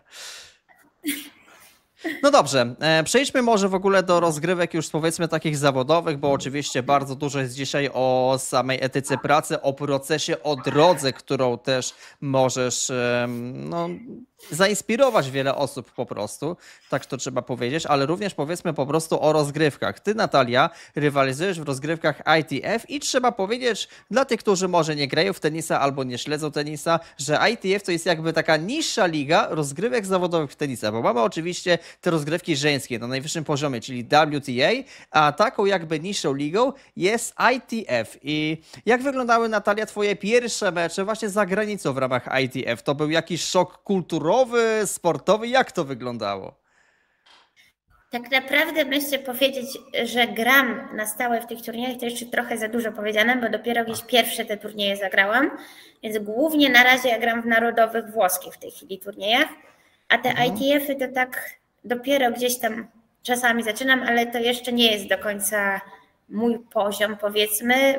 Może jeszcze brakuje mi tego doświadczenia, ogrania jeszcze muszę sporo rzeczy jednak trochę poprawić. Trzeba pamiętać, że ja tu jestem we Włoszech dopiero parę miesięcy tak naprawdę. Ja dopiero zaczęłam trenować tak, jak powinnam, więc jeszcze po prostu potrzebuję trochę czasu. A jak wyglądał pierwszy mecz swój? Turniej zagrałam. Pierwsze grałam turnieje w Polsce. Właśnie tam też poznałam między innymi na takim ITF-ie właśnie Anastazję. Poza tym zagrałam też jeszcze Pierwszy mecz we Włoszech teraz się pytam. Dzięki, że rozwinęłaś, ale tutaj... chodzi mi, że pierwszy mecz za granicą w ramach ITF-ów. To tutaj nie grałam ITF-ów, tylko grałam na razie tylko narodowe turnieje. ITF na razie tylko w Polsce grałam. Narodowe, czyli te włoskie w tym przypadku? Tak, czyli włoskie. To tak jak polskie takie oteki, powiedzmy ogólnopolskie turnieje. To mam sobie takie pytanie jeszcze. Skoro ty teraz bierzesz udział w tych włoskich turniejach, takich ogólnonarodowych, to rozumiem, że te wyniki nie wliczają się do rankingu polskiego, jeśli chodzi o taki ranking, prawda? No niestety nie, już szkoda trochę, bo całkiem dobrze sobie tutaj radzę, więc trochę szkoda, że się nie wliczają. A która jesteś w polskim rankingu? W Polsce jestem w tej chwili, z tego co ostatnio baczyłam, 113. Oczywiście w seniorskim, tam numerem 1 jest Iga Świątek, więc trochę dziewczyn jest przede mną. Ale właśnie szkoda, że nie mogę tych punktów zbierać z tych turniejów włoskich, bo tam się liczą te polskie turnieje, a ostatni zagrałam chyba w lutym polski turniej, więc trochę ich nie gram już czasu. Ale czujesz na przykład, że już jesteś o niebo lepszą zawodniczką niż te kilka miesięcy temu przed wyjazdem? Zdecydowanie i sama widzę różnicę z miesiąca na miesiąc, ale też mówią mi to inni. Nie tak dawno, parę dni temu rozmawiałam na przykład z trenerem Gianpaolo Coppo, to jest bardzo uznany trener w całych Włoszech. Prowadził m.in. na przykład Francesca Schiavone, która była numerem 2 na świecie, wygrała French Open, więc bardzo uznany trener, duży autorytet. I ja go się spytałam chyba coś takiego właśnie, jak tam lepiej jeszcze na tempie mogę grać, akurat mnie też obserwował. I on mi sam z siebie powiedział, że i tak jestem już dużo lepsza niż jeszcze miesiąc temu, że nawet nie grałabym z tym chłopakiem, z którym wtedy akurat grałam trening. Więc skoro taki autorytet mi mówi, że widzi, że jestem dużo lepsza niż jeszcze miesiąc wcześniej nawet, no to ciężko też tak nie myśleć, to się tylko można zgodzić i podziękować. To jest fantastyczna laurka ze strony takiego szkoleniowca, to prawda. Ty, Natalia, na pewno aspirujesz do tego, żeby rywalizować na przykład w turniejach WTA, ale jaką drogę musi przebyć sportowiec z tego ITF-u do WTA, żeby móc rywalizować? Rozumiem, że tam się punkty rankingowe liczą, że chyba trzeba zbierać albo pieniądze, albo punkty rankingowe. Ile trzeba osiągnąć, żeby móc występować w WTA, żeby chociaż debiut ten mieć? No to właśnie są te turnieje ITF-u, które mówiłam. Pierwsze to są 15, W15 i nie jestem tylko pewna, czy jeden, czy więcej meczy, ale oczywiście trzeba przejść kwalifikacje i później w głównej drabince, jeżeli wygrać ten jeden mecz albo ewentualnie 2, nie jestem pewna do końca ile, no to ma się już po prostu pierwszy punkt WTA. I jeżeli ma się już ten punkt, to później łatwiej jest się dostać na kolejne turnieje i już te punkciki gdzieś się zbiera. Im więcej się później wygrywa, rund przechodzi, turnieje się wygrywa, no to ma się więcej punktów, a im więcej ma się punktów, no to w wyższym turnieju można grać. Tak, i od tego W15 do szlemów, do tysięczników, które choćby Iga gra. Tak. Więc po prostu więcej punktów. Czy wywalczenie nawet jednego punktu już sprawia, że zawodniczka jest wpisana w ranking WTA, czy jeden punkt wystarczy? Tak, tak, jak ma się jeden punkt WTA, to jest się w rankingu WTA. No to czekamy w takim razie, Natalia, niedługo na jakieś sukcesy w ITF. Planuję właśnie w lipcu przylecieć do Polski. Oczywiście na razie traktuję to bardziej jako zbieranie doświadczenia, ale kiedy to będzie w lipcu? Jednego Futuresa. Tak, w lipcu planuję przylecieć, między innymi właśnie zagrać jednego Futuresa, Mistrzostwa Polski. W Warszawie, i jeszcze czy może w innym mieście? Narodowy. To jest Grodzisk Mazowiecki, ale to jest jak Warszawa, no to 15 minut chyba drogi. I z tego co wiem, się sporo osób też planuje przyjść, więc może wywrą presję na mojej przeciwniczce, jeszcze jak będzie jakaś zagraniczna. Rzucę hasło redakcji Sportowa TV, może ktoś się pojawi. Mam nadzieję. I też jeszcze właśnie ważne powiedzieć, bo tenisowo oczywiście jestem zadowolona z tego, gdzie jestem, coś tam gram. Tutaj we Włoszech mam całkiem dobre statystyki, wyniki turnieje, ale też trzeba pamiętać, że sam mecz, sam turniej, nawet jeżeli gdzieś jeszcze powiedzmy gram z kimś, kto teoretycznie ma większą jakość na przykład uderzeń, to nie znaczy, że ja muszę przegrać, bo tenis to nie jest tylko forehand, backhand i serwis, tylko to jest jednak coś więcej, a przynajmniej dla mnie. I gdzieś właśnie to nastawienie, ten charakter, ta determinacja, to też ma znaczenie. I myślę, że wiele meczy już teraz, nawet tu we Włoszech wygrałam, których niekoniecznie tego dnia w tej chwili grałam nawet lepiej od mojej przeciwniczki. Nawet choćby ostatni finał, który wygrałam turniej 2 tygodnie temu w Terni. Jaki to był turniej? Myślę włoski, narodowy. i go wygrałam. A, że takie Czyli ogólnonarodowy rankingowy, tak? Tak, tak. Rozumiem. I go wygrałam tutaj i właśnie myślę, że wygrałam tak naprawdę dlatego, bo po prostu chciałam wygrać dużo bardziej od tamtej dziewczyny. Oczywiście musiałam zagrać też lepiej, ale różnicę też robiła ta moja droga, gdzieś te moje doświadczenia. Tego, że świeciło mocne słońce, pełne, bez żadnych chmur. Kort był bardzo suchy, taka mączka bez mączki i piłka strasznie się wybijała.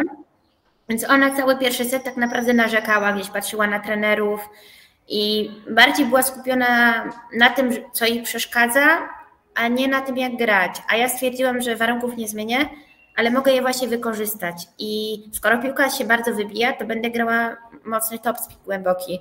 Skoro świeci bardzo mocno słońce i ciężko jest serwować, bo kompletnie nic nie widzę, jeszcze 3 sekundy po serwisie nic nie widzę, bo jestem oślepiona, no to serwowałam tylko drugi serwis, żeby przede wszystkim nie robić podwójnych. Po prostu trzeba umieć adaptować, grać mądrze. A poza tym też mój charakter, temperament ma znaczenie. To, że kiedyś w Polsce grałam jeden turniej na Pucharze Polski i pamiętam, że usiadłam na ławce na przerwie i sama się zastanowiłam, tak naprawdę gramy chyba na 4 kortach wzdłuż obok siebie, a tylko mnie słychać. Ciągnie się kaman, jazda i właśnie, że jestem najgłośniejsza i sama tak o tym pomyślałam. Ale to ma znaczenie. Ciężko się gra z kimś, kto się nigdy nie poddaje i sama też o tym wiem. I mam duży szacunek do dziewczyn, które nawet gdy z nimi wygrywam, choćby półfinał właśnie grałam z taką dziewczyną. Mam nadzieję, że też to oglądasz, bo teraz jesteśmy koleżankami. Wygrałam dość mocno ten mecz 6-2, 6-1. To zdecydowanie. Na tym ostatnim turnieju, który później wygrałam. Ogólnie całym turnieju straciłam chyba 7 gemów w turnieju całym, więc całkiem dobrze mi poszedł. A jakiś set stracony, właśnie, czy bez straty seta? Bez straty seta. No to pięknie, tak jak Iga w 2020. Tak. I właśnie niby dość mocno wygrałam, ale my ten mecz grałyśmy prawie 3 godziny i właśnie mam duży szacunek do osób, które mimo, że wynik nie idzie im na ich korzyść, to jednak walczą, jednak się nie poddają, nie odpuszczają i może temu też się polubiłyśmy, jesteśmy koleżankami, ale to jest jedna z kluczowych rzeczy dla mnie i sama staram się mieć takie podejście. Zanim jeszcze w ogóle zagrałam pierwszy mecz w życiu, to postanowiłam, że można ze mną wygrać, ale nikt mnie nigdy nie pokona. I właśnie to oznacza dla mnie takie nastawienie, że przegrywam 0-6, a i tak na drugiego seta sprintem ruszam na kort. I trochę myślę, że mam taki temperament Rafaela Nadala, można nie porównać. Powiedziała, że można z tobą wygrać, ale ciebie nie można pokonać i to jest w sumie takie zdanie, które fajnie pasuje na przykład do tytułu tego wywiadu. Zobaczymy, jakie będą decyzje, ale mi się to bardzo spodobało. Ten najbliższy event dotyczący właśnie Polski, ty tam już, rozumiem, przyjeżdżasz z większymi nadziejami, że osiągniesz znacznie więcej niż na przykład podczas ostatniego takiego wydarzenia w Polsce, no bo już jesteś lepszą zawodniczką. Tak naprawdę myślę, że nie mam oczekiwań, bo na pewno gram dużo lepiej, nawet dzisiaj na treningu też mi znowu trener powiedział, inny, że dużo lepiej gram niż ostatnio, nawet jak ze mną jeszcze grał, więc jestem na pewno dużo lepsza, bo zresztą po to trenuję. Gdybym nie była lepsza, to trochę chyba nie byłoby sensu, więc dobrze, że praca daje efekty i cieszę się z tego. I to widać też po moich statystykach tu we Włoszech. W tej chwili mam 82% wygranych meczy. Pierwszy no to turniej, bardzo dużo. też od razu go wygrałam. Pierwszy turniej, jaki grałam, od razu go wygrałam. I tak jak mówiłam, właśnie ostatnio też wygrałam turniej, a tydzień wcześniej byłam w finale i przegrałam, ale po super tiebreaku, więc minimalnie 2 tygodnie rzędu bym 2 turnieje wygrała. No ale piękna pasa, aby to razem podtrzymać jeszcze, przynajmniej do lipca. Tak, tak. Więc na pewno jestem dużo lepsza, na pewno dużo lepiej gram. Też to widzę, też to słyszę od innych wokół. I bardzo mnie to cieszy, ale nie mam gdzieś tych oczekiwań. Myślę, że ludzie mają zdecydowanie większe wobec mnie. Często nawet nie rozumiem tak naprawdę, co oni we mnie widzą. Bardzo to doceniam, ale nie czuję się takim super bohaterem. Ja jestem zwykłą dziewczyną, po prostu nie umiem się poddawać. I ja myślę, nie mam oczekiwań, tak naprawdę najlepiej tak grać, też bez oczekiwań. Przepraszam, że się wtrącę, ale chciałbym teraz powiedzieć coś takiego istotnego i trafnego, bo sportowiec raczej powinien mieć oczekiwania wyłącznie wobec siebie i inne osoby z zewnątrz, zwłaszcza dziennikarze też nie powinny wywierać jakiejś presji i od razu mam, nie wiem jak ty Natalia, ale od razu w głowie i w ogóle przed sobą mam obraz Jerzego Janowicza z wywiadu, no sprzed kilkunastu lat, który też rzucał mikrofonem, bo był po prostu wściekły na to, że dziennikarze mają oczekiwania wobec niego i dla mnie Jerzy Janowicz wtedy miał w 100% rację, bo taka presja, która jest tworzona przez media, przez osoby z zewnątrz, jest zupełnie niepotrzebna, więc ja się cieszę, Natalia, że podchodzisz do tego z czystą głową. Widziałaś w ogóle ten wywiad? Tak, tak, od razu o tym pomyślałam, co powiedziałeś. I właśnie też kiedyś to mówiłam komuś, że oczywiście nie zgadzam się z reakcją, jaką miał, bo można było Ja też się nie zgadzam, żeby lepiej nie było. zareagować. Też dużo marketingowo wtedy stracił przez to. To prawda. I nie, tym bardziej, że też nie do końca to była prawda, że on po tych shopach trenował, bo akurat był w takim programie CNET i miał zapewnione wszystko, więc no troszeczkę to nagiął rzeczywistość. On akurat nie miał najgorszych warunków, ale ogólnie całościowo może mówił jeszcze zanim do tego programu trafił. Bo w Polsce są ciężkie warunki. Jego chyba dziadek, z tego co wiem, sprzedał wszystkie obrazy albo mieszkanie, coś takiego. Więc no niestety taka jest w Polsce rzeczywistość tenisa. Więc rozumiem go i ja się całkowicie z nim zgadzam. Nie zgadzam się z tym, w jaki sposób może to powiedział, ale właśnie miał rację. Bo tak naprawdę oczekiwania jakieś mogą mieć czy ci ludzie wokół, jego rodzice, dziadkowie, którzy majątek cały rodzinny zostawili, żeby mógł grać, czy ewentualnie osoby wokół, które pracują. Ja często o tym myślę, jak gram turniej i na przykład nie jestem w stanie grać tak, jakbym chciała, bo jestem po prostu zblokowana, czuję się spięta i przez to nie gram tak, jakbym chciała. Oczywiście dalej się nie poddaję, dalej zawsze mogę mieć to nastawienie, mogę mieć waleczność, ale mam spory problem z tym, że nie gram za raczej mojego tenisa. Tutaj we Włoszech tyle wygrywam, a tak naprawdę chyba 3 mecze zagrałam rzeczywiście luźno, uderzając tak jakbym mogła, a zazwyczaj gram tak 50% może tego, co potrafię, bo bardzo jestem spięta w meczach. A z czego to wynika z tego, że właśnie czujesz, że ktoś może lekceważyć ciebie, albo że jesteś perfekcjonistą? Z czego wynika może ta spiętość? Myślę, że trochę charakter, ten perfekcjonizm, ale przede wszystkim myślę, że tu różnicę jednak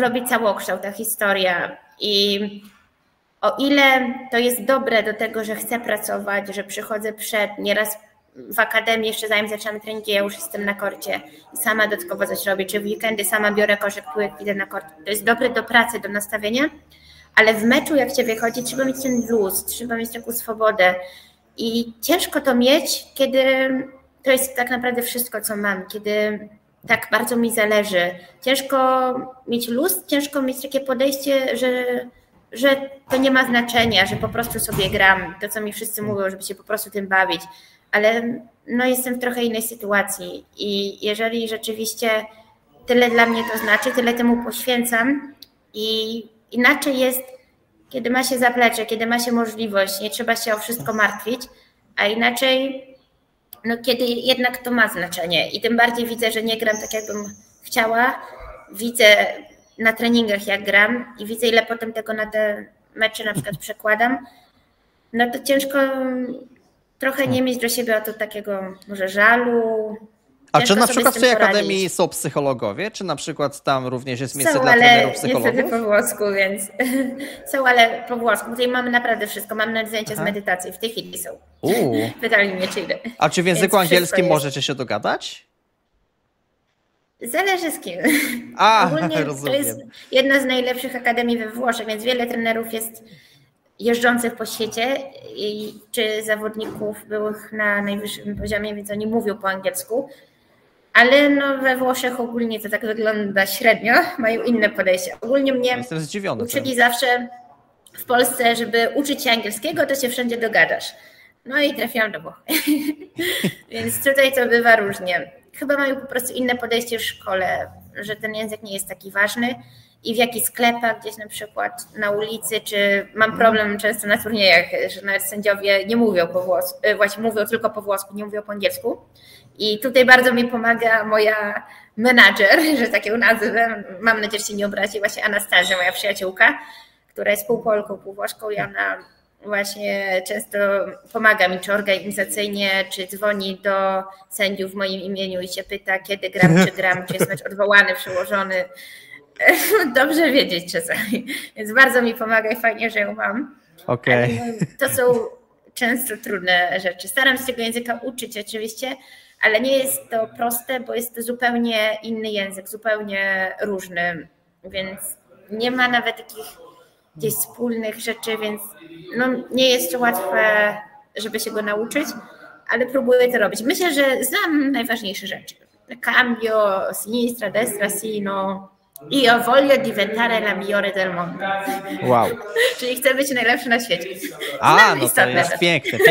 Ja zapiszę sobie. Niestety nie mam żadnego dodatnika, ale na pewno odwinę sobie tę część.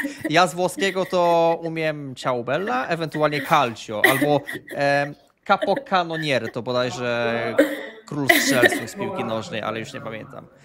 Nie wiem, czy nie po hiszpańsku może. Mi się wydaje, że właśnie po włosku. Przynajmniej jak oglądałem mecze Serie A, to czasami była definicja capocannoniere, albo jakoś to przekręcam może. Może tak.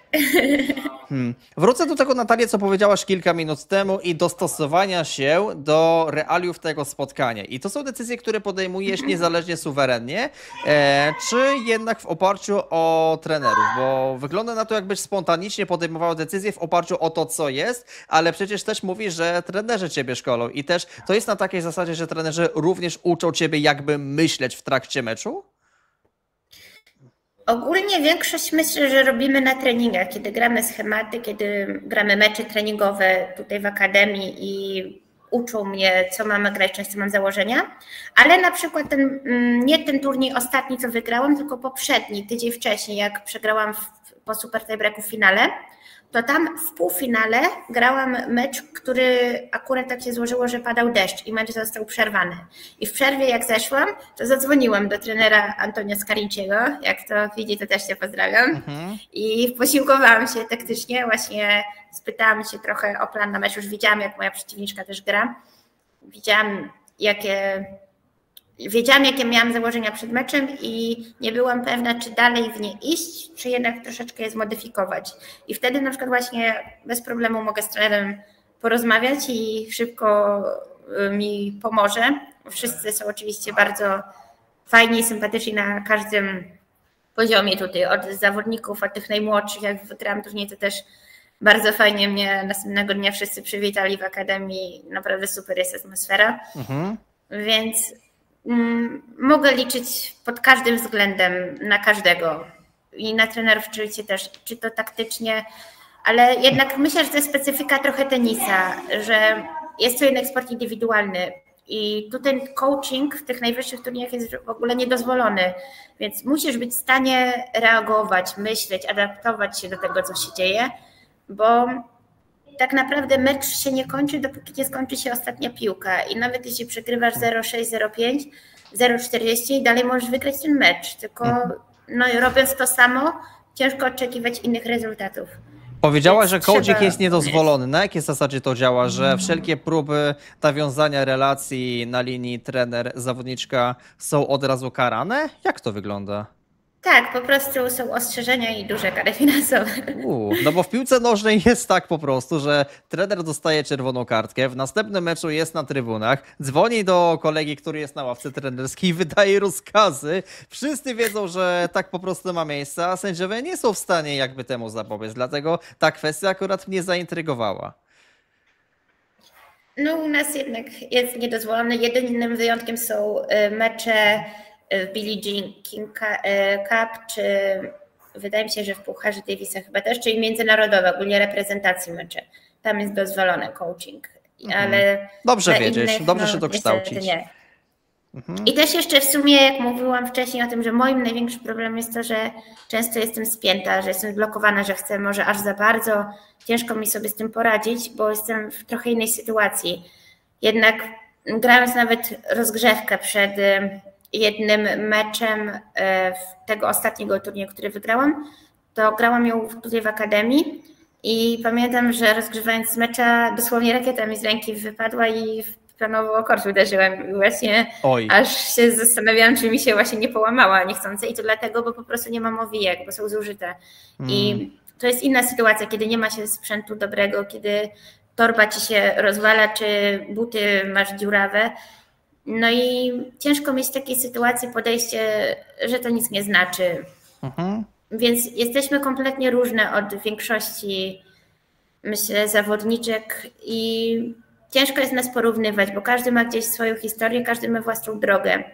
Ale z jednej strony moja droga jest moją zaletą, gdzieś pomaga mi w tym i jaką mam determinację, może trochę w tym, że właśnie nie odpuszczam, jak jestem zmęczona na treningu motorycznym, inni zwalniają, to ja biegnę szybciej i gdzieś mam inne wartości, myślę trochę, inną perspektywę przede wszystkim i na trening i w ogóle na sport, może nawet na życie, ale z drugiej strony to też jest wyzwanie w tym, żeby umieć sobie z tym napięciem radzić, z tym, że mi tak bardzo zależy, czy właśnie, żeby nie być spiętą, żeby mieć ten luz. Bo na przykład pamiętam, grałam turniej w Polsce jeden i akurat tak się złożyło, że parę dni wcześniej zmarła moja babcia i tata do mnie zadzwonił 5 minut przed meczem, bo oczywiście nie mogłam zrezygnować z turnieju, bo mnie po prostu nie było na to stać, ja musiałam grać.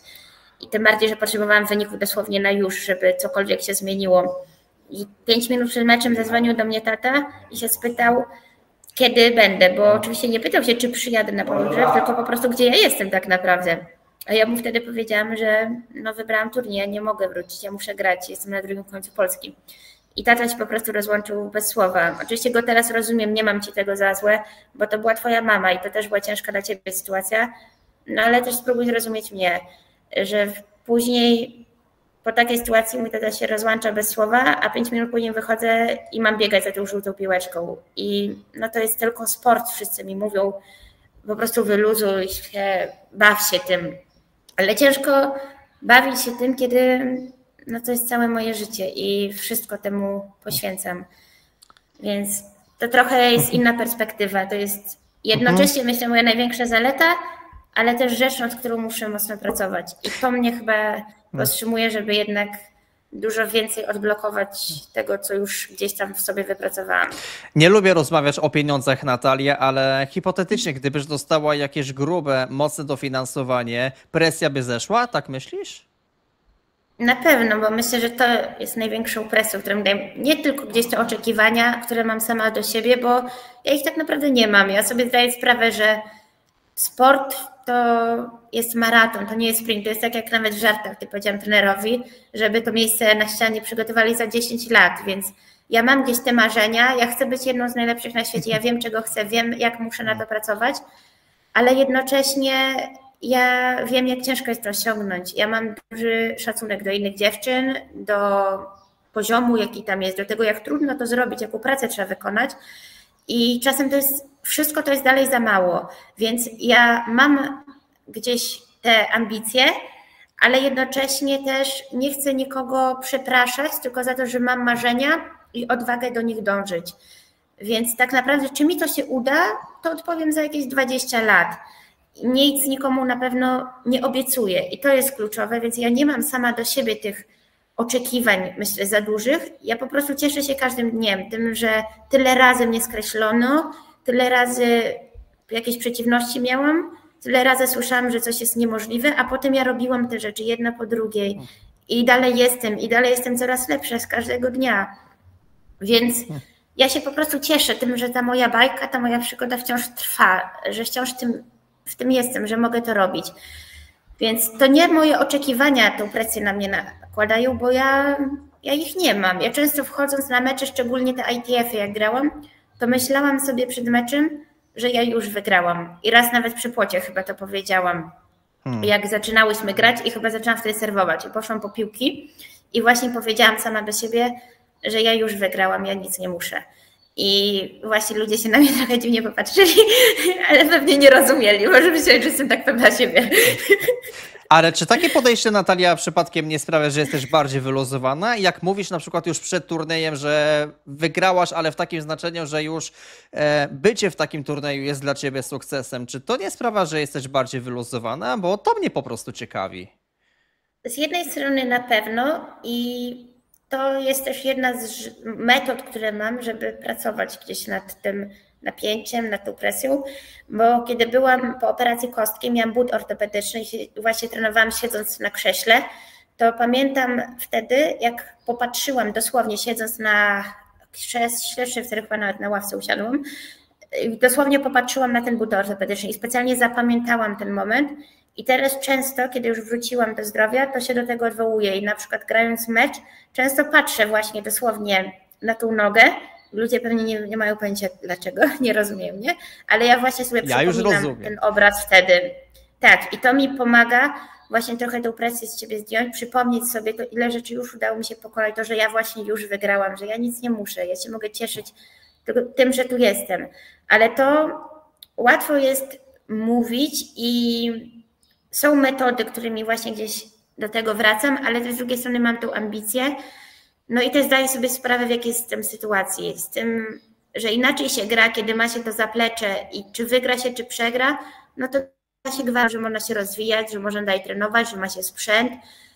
No ale jeżeli ja nie jestem pewna każdego kolejnego dnia i gdzieś tam ciągle robię wszystko, żeby to trwało, ciągle się oczywiście nie poddaję, nie odpuszczam, szukam możliwości, szukam rozwiązań, ale nie jestem pewna każdego kolejnego miesiąca i po prostu cieszę się, że o każdy kolejny jakoś daję radę, ale nie mogę być niczego pewna, więc to gdzieś tą presję buduje, że ja tak naprawdę nie potrzebuję tych wyników, bo to one są podstawą do tego, żeby to wsparcie gdzieś mieć, żeby mnie ludzie gdzieś zauważyli, żeby mi zaufali, zechcieli ze mną jakąś współpracę nawiązać, bo sam charakter, sama pracowitość to jest jednak, myślę, za mało, ale też przede wszystkim nikt nie wie, nikt nie słyszy, bo nikt nie widzi, jak trenuję, nikt mnie nie zna, więc myślę, że to mi tą presję buduje, sama sytuacja, w jakiej jestem. I rozumiem. Po prostu mogę o tym nie myśleć, ale ja sobie z tego zdaję sprawę. Perspektywy raczej są pozytywne i we Włoszech doceniają, jako jesteś zawodniczką, co robisz, więc myślę, że to jest kwestia czasu i rozumiem, że to jest taka presja, którą sama na siebie po prostu nakładasz. Oj, ktoś tam chyba odbija mocno piłkę. Tak. Nie, akurat przechodził jeden tam. Ale nie, to jest chyba presja, którą sama na siebie nakładasz, bo jesteś perfekcjonistą, bo im dłużej jesteś we Włoszech, tym po prostu grasz lepiej. I ja życzę tobie, żeby już po prostu coś konkretnego osiągnęła i może warto z tego punktu widzenia spojrzeć na tę sprawę. Ja też nie jestem psychologiem, nie chcę się wymądrzać ani dawać jakichś złotych rad, ale chciałam z innej perspektywy na to po prostu spojrzeć, że mental faktycznie jest ważny, ale warto z innej strony w to uderzyć. Tak, na pewno. Cieszę się po prostu każdą chwilą i staram się z tego korzystać na każdym etapie. Czy właśnie rozmawiać z tymi zawodnikami, czy też bardzo lubię rozmawiać z tymi najlepszymi trenerami, co tutaj są od pro, choćby właśnie Giorgio Portaluri, który bardzo mi pomaga. Dzisiaj mi pomógł z kickiem i rzeczywiście zadziałało, nawet przy piłce meczowej, po którym grałam. Właśnie dzięki temu wygrałam, więc bardzo lubię tego trenera i lubię z nimi rozmawiać, uczyć się, czy obserwując treningi, czy właśnie rozmową. Więc dla mnie to jest najważniejsze. Ja nie myślę tylko wynikowo, oczywiście to jest ważne, bo ja gram, żeby wygrywać. Ja chcę grać na poważnie, chcę wygrywać turnieje i to jest podstawa wiedzieć, czego się chce, żeby wiedzieć, jak trzeba na to pracować.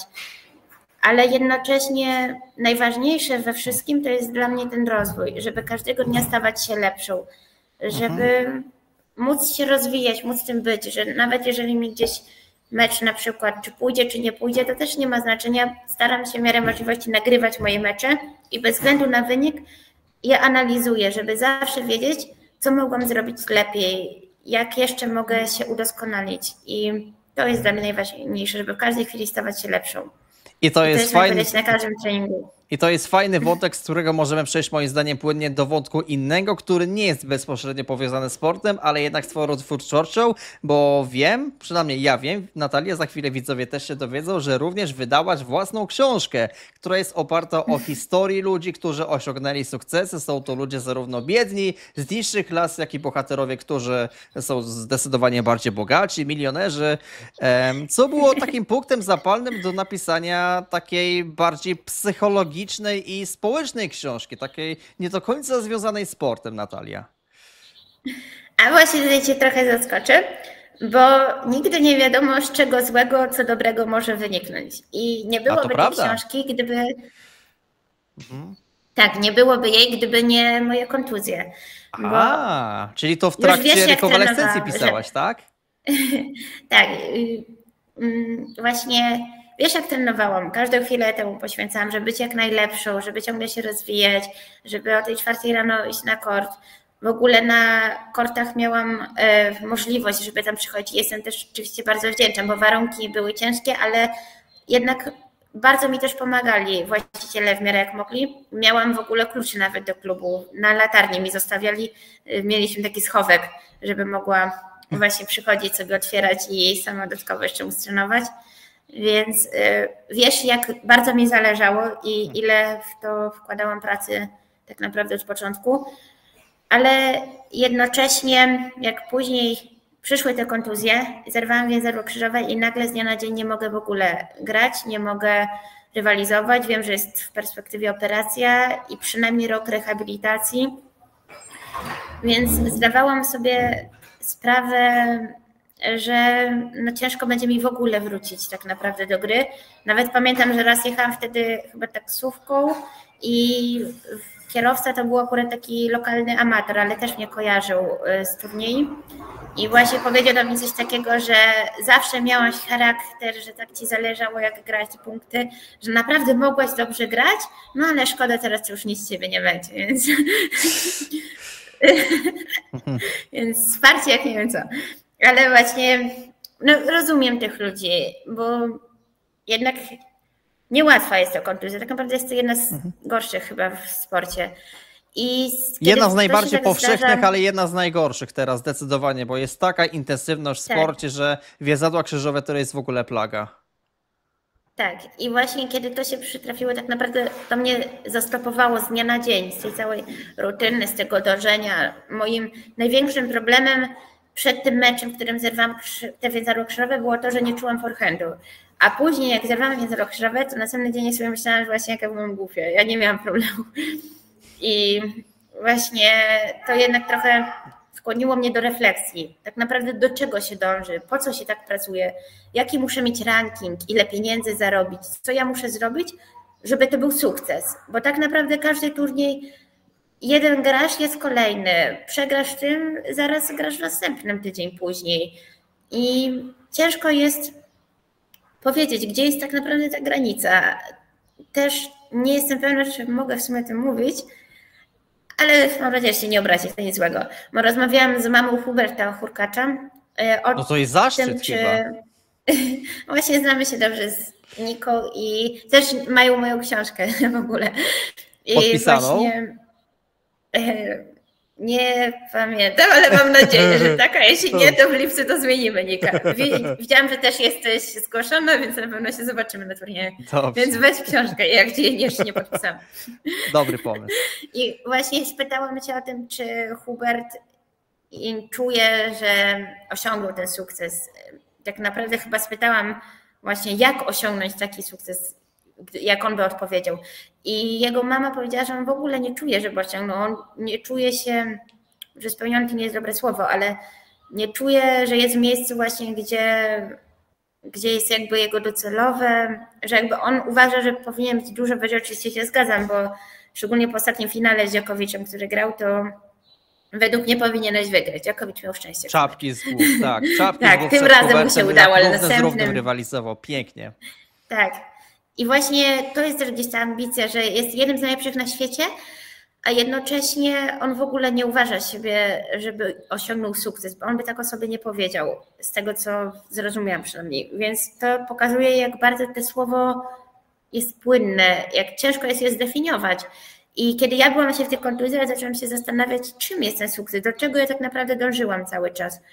A że nie znam odpowiedzi i też stwierdziłam, że nie wiem nic jeszcze o życiu, no to po prostu mogę pójść i porozmawiać z ludźmi, którzy są i spytać się ich, czym jest sukces, jakie mają rady dla młodych osób na przyszłość, co by zmienili z perspektywy czasu.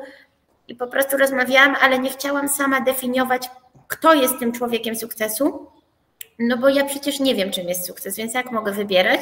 Więc porozmawiałam tak naprawdę z każdym. Od ludzi bezdomnych, do których podchodziłam, mówiłam, że dam im kanapkę w zamian za rozmowę, do tego, że pisałam maile do Ilona Muska, Billa Gatesa i wielu innych. Jezu. I ci nie odpowiedzieli, ale paru się zgodziło. I mam między innymi rozmowę też z reżyserką filmową, ze sportu też mam osoby, są też milionerzy i polscy, i zagraniczni jest, więc udało mi się znaleźć różnych ludzi, ale tak samo właśnie do bezdomnych, do brukarza, który kładał kostkę na ulicy, podeszłam, powiedziałam, że chcę z nim porozmawiać, do pani sprzątającej, czy nawet w szpitalu po jednej z operacji też robiłam rozmowę, więc rozmawiałam tak naprawdę z każdym i po prostu chciałam się nauczyć trochę, zebrać rady na przyszłość, taką instrukcję może na życie zrobić. I sama bardzo dużo się nauczyłam, bo mimo, że książka się nazywa Sukces, to każdy tak naprawdę mówił mi o czym innym. Jedni o biznesie, inni o sporcie, inni o rodzinie, jak znaleźć idealnego męża. Więc każdy mi o czym innym mówił. Dużo jest też o podróżach. Nawet mam tu książkę, bo... Pokaż proszę, pokaż widzom. Super, że jesteś przygotowana. Lubię wracać. Tak. Często w przerwach między innymi też czytam w akademii, bo właśnie dużo jest tej bardzo wartościowych rzeczy.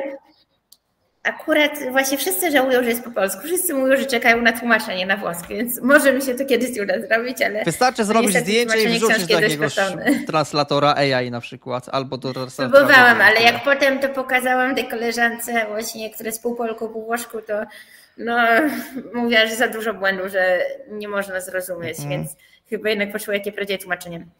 Ale właśnie ta książka, mimo że finansowo mi się nie opłaciła, bo tak się złożyło, że wydawnictwo trochę wykorzystało lukę, jaka jest u nas w prawie w Polsce i nie zapłacili mi ani złotówki, bo po prostu ogłosili upadłość, zamknęli się, a później po paru miesiącach znowu się otworzyli, oni normalnie działają, dalej wydają, no ale jak się ogłasza upadłość, to wszystkie zobowiązania znikają, więc nic mi za nią nie zapłacili. Więc to po raz kolejny bardzo pokazało mi to, że... Taka nietypowa sytuacja po prostu, że firma upada, potem... Życie nie jest sprawiedliwe. Reaktywacja i... Niby nietypowe, ale to jest powszechne. I z tego co wiem, sporo spółek tak działa. To jest coś, co jest niestety wykorzystywane. I nie tylko zresztą wobec mnie gdzieś nie wypłacili się, ale również wielu pracownikom. Tak się w ogóle dowiedziałam o tej upadłości. Bo się po prostu skontaktowałam z jedną z pań z tego wydawnictwa, która odeszła, bo jej nic nie płacili. No i niestety to tak wygląda, jakaś rzeczywistość, ale oczywiście ja tego nie żałuję, bo jedno, że się dużo nauczyłam, ale też jedną z ważniejszych rzeczy było dla mnie, żeby po zrobieniu tej książki móc ją później rozdać w domach dziecka, w zakładach poprawczych. Byłam na przykład w szpitalu psychiatrycznym też dla dzieci i młodzieży w Białymstoku i dużo książek mogłam im rozdać, w poprawczaku nawet mogłam chłopakom część przeczytać, więc ważne jest to dla mnie, że mogłam im dać i gdzieś te rady, tą instrukcję taką powiedzmy, życie, te wartości, których ja się nauczyłam, oni też dzięki temu mogli usłyszeć, poznać i jeżeli chociaż jednej osobie to w jakiś sposób pomoże, może gdzieś zmieni swoje postępowanie, no to już ma znaczenie, a już do mnie dotarły głosy gdzieś przez social media, że wielu osobom jednak trochę ta książka dała do myślenia i to jest dla mnie bardzo ważne. Też jak wrócę teraz w lipcu, bo tutaj wyszło trochę słabo, tak jak wiadomo, już powiedziałam z tym wydawnictwem i ta książka już jest wyprzedana, ona już nie jest nigdzie dostępna, ale postanowiłam, że no właśnie jednak fajnie gdyby była i udało mi się znaleźć taką drukarnię, bo ja mam tą książkę, przecież ja mam do niej pełne prawa i mogę ją znowu wydrukować i tym razem tylko w innej formule, bo nie stać mnie, żeby w to zainwestować, więc mogę w takiej formule, że ona jest dostępna normalnie w księgarniach w internecie, choćby na Bonito i można ją normalnie kupić, ale jest drukowana w momencie, kiedy jest złożone zamówienie, więc dzięki temu nie muszę sama nakładać, taki trochę preorder.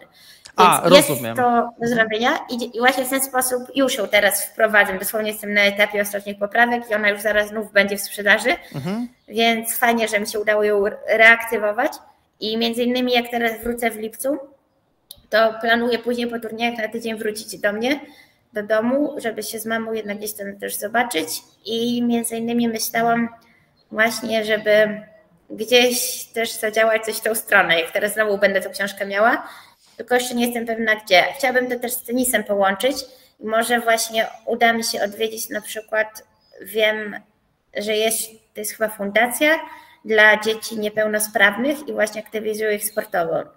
Może mi się uda ich gdzieś na kort zabrać, jeszcze do końca nie wiem jak, ale chciałabym coś zrobić i między innymi też właśnie podzielić się tą książką. Ogólnie Lubię ta książka ma działać w moim ten zdaniem sposób. taką dużą wartość po prostu, nie dydaktyczną, może to jest złe stwierdzenie, ale taką edukacyjną i społeczną, dlatego że ty nazwałaś swoją książkę jako instrukcję, a ja nazwę z kolei twoją książkę jako zbiór instrukcji z jakby różnym poziomem trudności, zależnie od czytelnika. I nie chcę oczywiście dzielić czytelników na tych mniej lub bardziej inteligentnych, tylko każdy może znaleźć jakiś kontekst dla siebie. I bardzo się cieszę również, Natalia, że dla ciebie to była spora wartość, nie finansowa, tylko właśnie taka intelektualna bardziej, więc to jest super. Myślałaś może o innych książkach, na przykład autobiografia? Myślę, że jeszcze jestem za młoda, jeszcze najpierw trzeba coś osiągnąć, żeby autobiografię napisać. Rozumiem. Więc często słyszę, że ogólnie moje życie, moja historia to jest tak naprawdę gotowy scenariusz na film, ale jednocześnie jeżeli miałoby coś takiego powstać, no to za te 20 lat, bo jeszcze chcę happy end napisać i najlepiej z jakimś pucharem. W ogóle tutaj też jeszcze jest ciekawy wątek, że parę razy się minęłam gdzieś tam z Igą Świątek i ja ją dość dobrze zapamiętałam, ona mnie Wy jesteście rówieśniczkami, tak? Nie jestem. Jakby coś, ja nie pewna. pytam kobietę o wiek, Tak. przepraszam. Wydaje mi się, że chyba tak. Tak. Ogólnie właśnie gdzieś byłyśmy na podobnym wtedy mniej więcej etapie i widziałyśmy się choćby w Czechach, w Prostejowie. Ja byłam wtedy tam na obozie z Legią. Ona w tym momencie grała tam w Legii w Który klubie, to był rok? jako ich, chyba 2017 albo 2018. Ona wtedy wygrała Wimbledon juniorski i właśnie po wygraniu Wimbledonu przyjechała tam do Czech, żeby odwiedzić między innymi też właśnie wszystkich z obozu, ale też później chyba w Pradze grała turniej i właśnie kiedy wyjeżdżała, to podeszłam do niej i powiedziałam właśnie, że do zobaczenia na korcie. I później jeszcze też się parę razy minęłyśmy w Warszawie, bo akurat na tych samych kortach ona się przed Wimbledonem przygotowywała, bo tam była sztuczna trawa, więc w szatni się widziałyśmy, ale tam wtedy na cześć nasza konwersacja się zakończyła. I to też pokazuje właśnie podejście, że jest jedną z najlepszych na świecie, a jednocześnie jest normalną dziewczyną. Nie ma problemu odpowiedzieć Oczywiście. cześć. A często gdzieś tam jednak na turniejach widzę, że jeżeli ktoś jest z tego środowiska, gdzie jest aż za dużo trochę pieniędzy, to no właśnie jeszcze nic tak naprawdę nie gra, a na przykład właśnie mówi się cześć w szatni i kompletnie nic nie odpowiadała, bo na to z taką pogardą patrzył. I to tutaj dużo bardziej podoba mi się jednak te włoskie nastawienie, to jak wszyscy są sympatyczni, czy nawet wygrałam ostatni ten turniej i w półfinale pokonałam dość wyraźnie moją koleżankę, a jednocześnie zostałyśmy właśnie dobrymi koleżankami i nawet w finale mi kibicowała później, więc tutaj jednak jest, myślę, trochę inne nastawienie. Choć wiele też Polek jest bardzo sympatycznych i też mam tam znajomych. Więc... Słuchaj, Natalia, jak ty miałaś okazję śledzić, że tak powiem, z kulis Igę Świątek, jak przed tym boomem w ogóle się rozwijała, ty spodziewałaś się takiej eksplozji talentu Igi, czy dla ciebie również to był taki szok, że to będzie numer 1 rankingu WTA? Aż tak dobrze bardzo jej nie śledziłam, choć właśnie w tych rocznikach bardziej Maja Chwalińska zawsze była wyłaniana jako ta następczyni, jako ta nadzieja polskiego tenisa. Po O Radwańskiej. Idze wtedy się nie mówiło.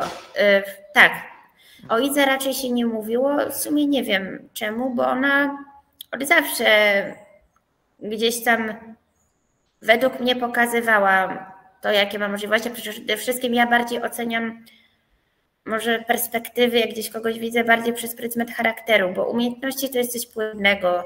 Jak czegoś nie umiem, to się tego mogę nauczyć. I to nie jest coś dane raz na zawsze, tym bardziej wśród młodych zawodników.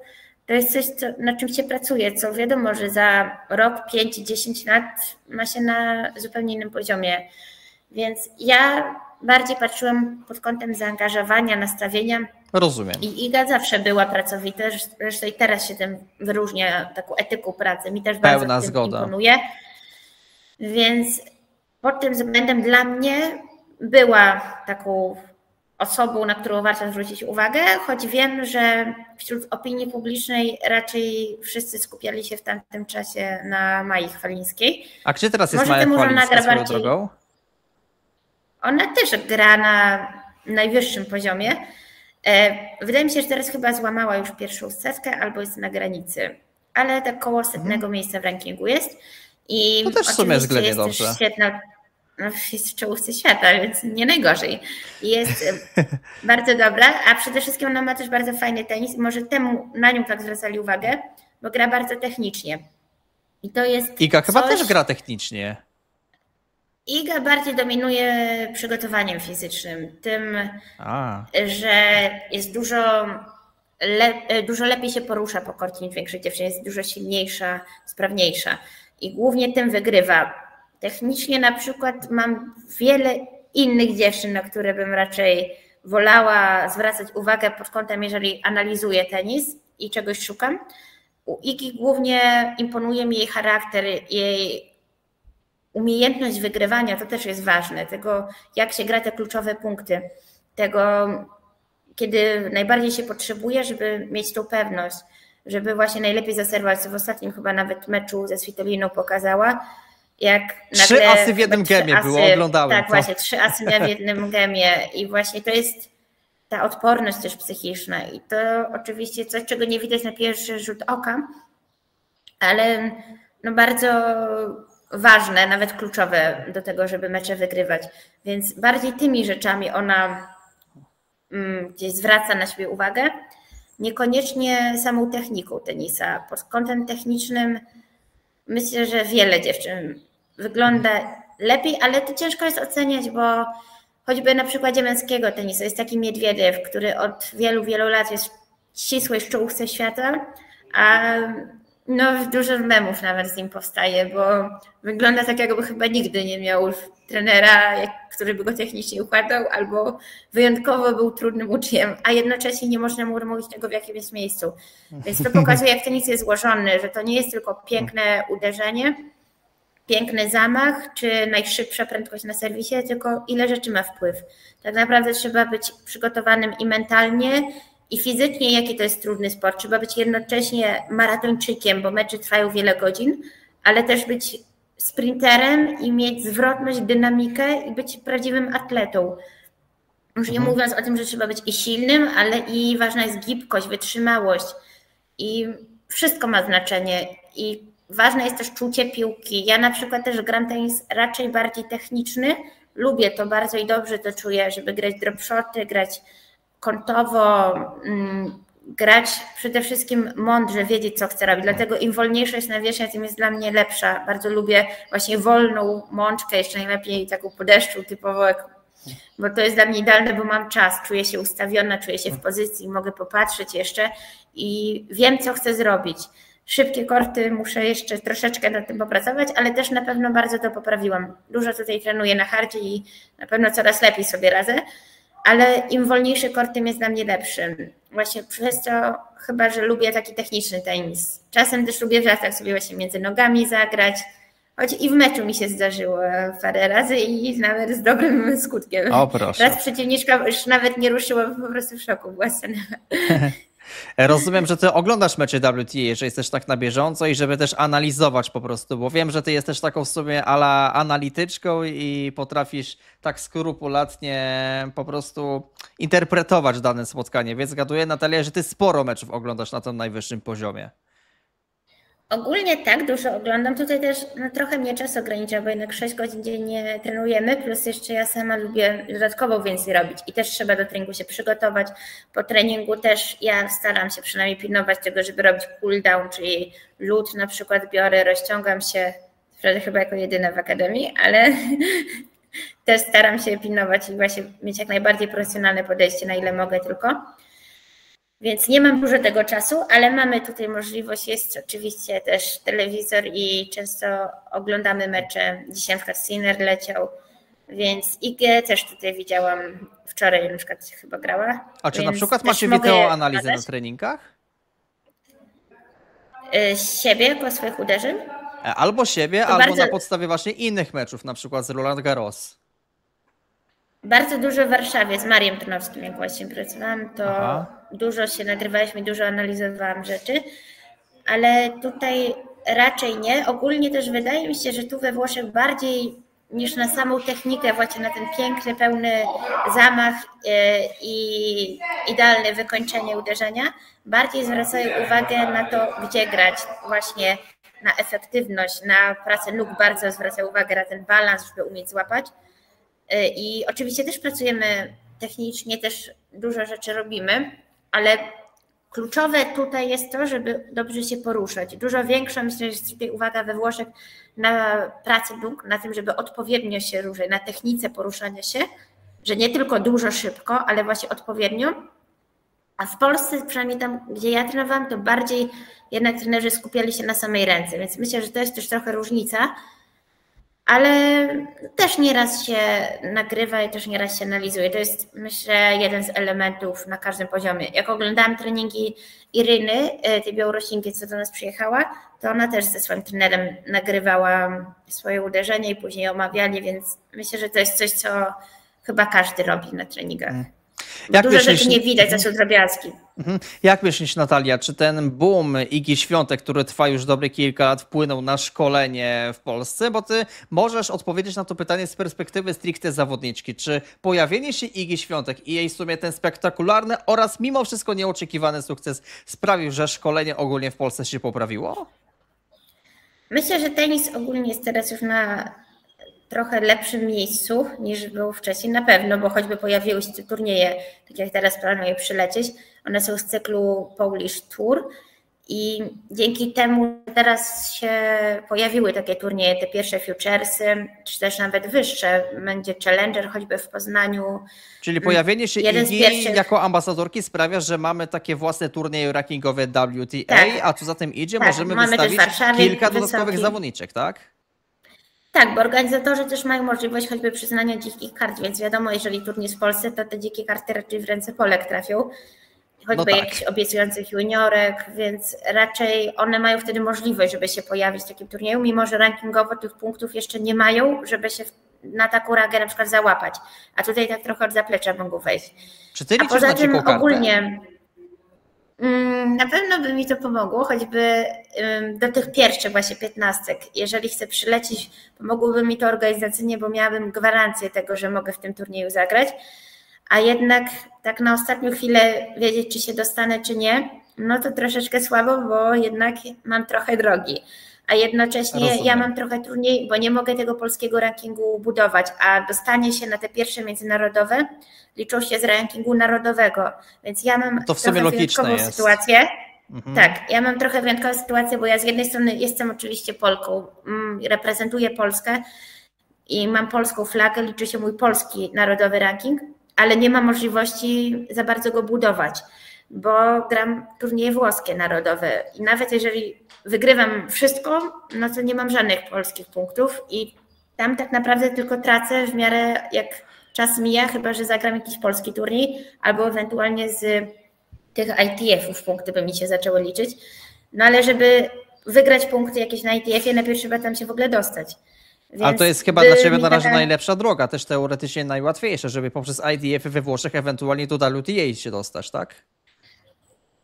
Ja akurat myślę bardziej w Polsce, żeby te ITF-y grać, bo we Włoszech oczywiście też można, ale na razie to jeszcze nie są moje docelowe pierwsze turnieje takie, żeby grać. Na razie myślę, że jeszcze muszę więcej tych narodowych pograć, mimo że dobrze wyglądają, to no nie jestem ostatecznie zadowolona z tego, jak gram. Wygrywam, fajne są liczby, ale no mam dużo jeszcze do poprawy tego, jak gram te mecze, tego, jak właśnie czuję się zblokowana, jak jestem spięta, więc brakuje mi jeszcze tego ogrania, doświadczenia i po prostu radzenia sobie z tym.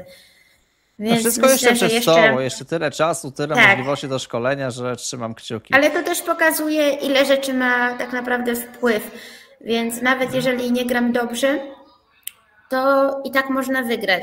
Nie musisz grać w ogóle najlepszego meczu w życiu, żeby w nim ostatecznie wygrać, bo wystarczy, że zagrasz lepiej od przeciwnika. I to jest ważne, żeby właśnie umieć taktycznie na przykład też grać też trener Portaluri mi mówił, że jeżeli czuję się spięta, zblokowana, to nie warto z tym walczyć, nie warto o tym myśleć i właśnie nie wiem, czy być na siebie złym przez to, czy starać się na siłę to zmienić, tylko po prostu to zaakceptować. Jest jak jest, czuję się jak czuję, ale jak mogę mimo to grać, jak mimo to rywalizować. Jeżeli na przykład kompletnie nie czuję backhandu, no to nie staram się go gdzieś po narożnika grać, tylko po prostu przytrzymać piłkę, na przykład forehandem bardziej wtedy otwierać kort, kreować, żeby umieć się adaptować i do tego, jak ja się czuję, do tego, jak gra przeciwnik i do tego, jakie są warunki. Wiele rzeczy ma wpływ i ostatecznie wygrywa ten, kto gra po prostu skuteczniej. Ja na przykład wygrałam, to akurat pierwszy mecz na tym turnieju miałam walkowera, moja przeciwniczka nie przyjechała i akurat wtedy sędzia, bo ja już i tak szczekałam ten mecz, stwierdził, że on po prostu sobie ze mną pogra trochę, nie wiem, chyba był nieciekawy, ktoś nowy i z nim pograłam i właśnie wygrałam z nim nawet, wygraliśmy też na punkty i właśnie mam nadzieję, że nie oszukiwał. I wtedy dużo grałam na tempie, mocno uderzałam. I później ile on osób w ogóle przychodzi na swoje mecze? Zależy na które. Tutaj te narodowe to nie ma dużej publiczności. Tak 20 osób może ogląda mniej więcej, bo jednak bardziej publiczność, ale to publiczność to nawet jest problem w Polsce, jak są challengery. Często gdzieś te trybuny trochę są puste, czy Mistrzostwa Polskie, więc to nie jest kwestia rangi turnieju, tylko no w sumie nie wiem, to bardziej chyba związek się musi zastanowić, co zrobić, by więcej tych ludzi ściągnąć. Nie ma promocji, ale o to chodzi? Myślę, że wcześniej ludzie często nie wiedzieli, że jest. Chyba były takie przypadki, że był trochę niedoreklamowany turniej i byli zaskoczeni, że w ogóle był taki turniej, ale to się chyba też poprawia, też na tym pracują. Myślę, że wyciągają wnioski. Na pewno jest coraz lepiej. I właśnie teraz w Polsce tylko jak gram te turnieje, to coraz więcej jednak ludzi gdzieś się zaczyna mną interesować i przez to chyba jaki mam temperament, jak gram. Kolega mi, który też gra, też znamy się z turniejów, powiedział kiedyś, że można mnie nie znać, można nie znać mojej historii, ale to po prostu widać. I ludzie widzą coś, czego nie rozumieją. Dlatego tak się mną interesują i to do tego stopnia, że niedawno jedna pani, która właśnie w Polsce, mimo że nie jest moją rodziną, gdzieś tam przychodziła też na turnieje, mnie oglądała, wspierała i postanowiła nawet tutaj do Włoch przylecieć, specjalnie tak swój urlop zaplanować, żeby mnie odwiedzić w akademii i też ze mną pojechała na turniej. Wtedy akurat właśnie do finału doszłam i tam po super tiebreaku przegrałam dopiero. I była na tym meczu, więc miałam wsparcie prosto z Polski, więc może nie dużo kibiców, ale jakoś na najwyższym poziomie. Czyli przyjeżdżają do ciebie już osoby z Polski, proszę bardzo. Tak. Może ja się kiedyś pokuszę, albo ktoś z redakcji o taki A już nawet miałam wiadomości, że też chcą zaplanować grupą przyjechać. Więc Akademia niech się szykuje, jakieś bilety możemy wprowadzić. Dobrze, może my coś jeszcze podziałamy. Może u nas. Ale w Polsce z drugiej strony na te pierwsze ITF-y, jak teraz chcę przylecieć, to mam sporo wiadomości, bo to akurat tym bardziej będzie koło Warszawy. To z Warszawy sporo osób mnie pyta właśnie, czy się pojawię, kiedy. Super. I wiem, że może ja im kibiców ściągnę na trybuny. Bardzo mnie to cieszy. cieszy. Czemu nie dać mi dzikiej karty? Ale widzisz, no to jest budujące, Natalia, to jest motywujące, że widzisz, że ludzie po prostu to zauważają, więc od razu luz powinien schodzić. A propos właśnie luzu, Natalia, myślałaś może o karierze komentatora sportowego? No bo ty tyle mówisz tak dużo, masz taką wiedzę o tenisie, o trenerce, nie myślałaś o zostaniu komentatorką sportową w tenisie? Na razie jeszcze aż tak o tym nie myślę, jestem skupiona jednak na tym, żeby grać, żeby gdzieś iść w tę stronę i do tego dążyć. Ale myślę, że też jest to coś fajnego. Można latać po świecie, można być w tenisie. Wiele sportowców ma taką drogę bardziej, po prostu. Tak, ale to bardziej jako kwestia takiej emerytury sportowej, kiedy już nie można samemu tam grać. Bo tak jak często słyszałam od innych osób, że chyba chcieli mi to powiedzieć, żebym właśnie sama na siebie tej presji nie nakładała, że chcę grać jako zawodniczka. I często mi mówili, że przecież masz dużo alternatyw też dookoła.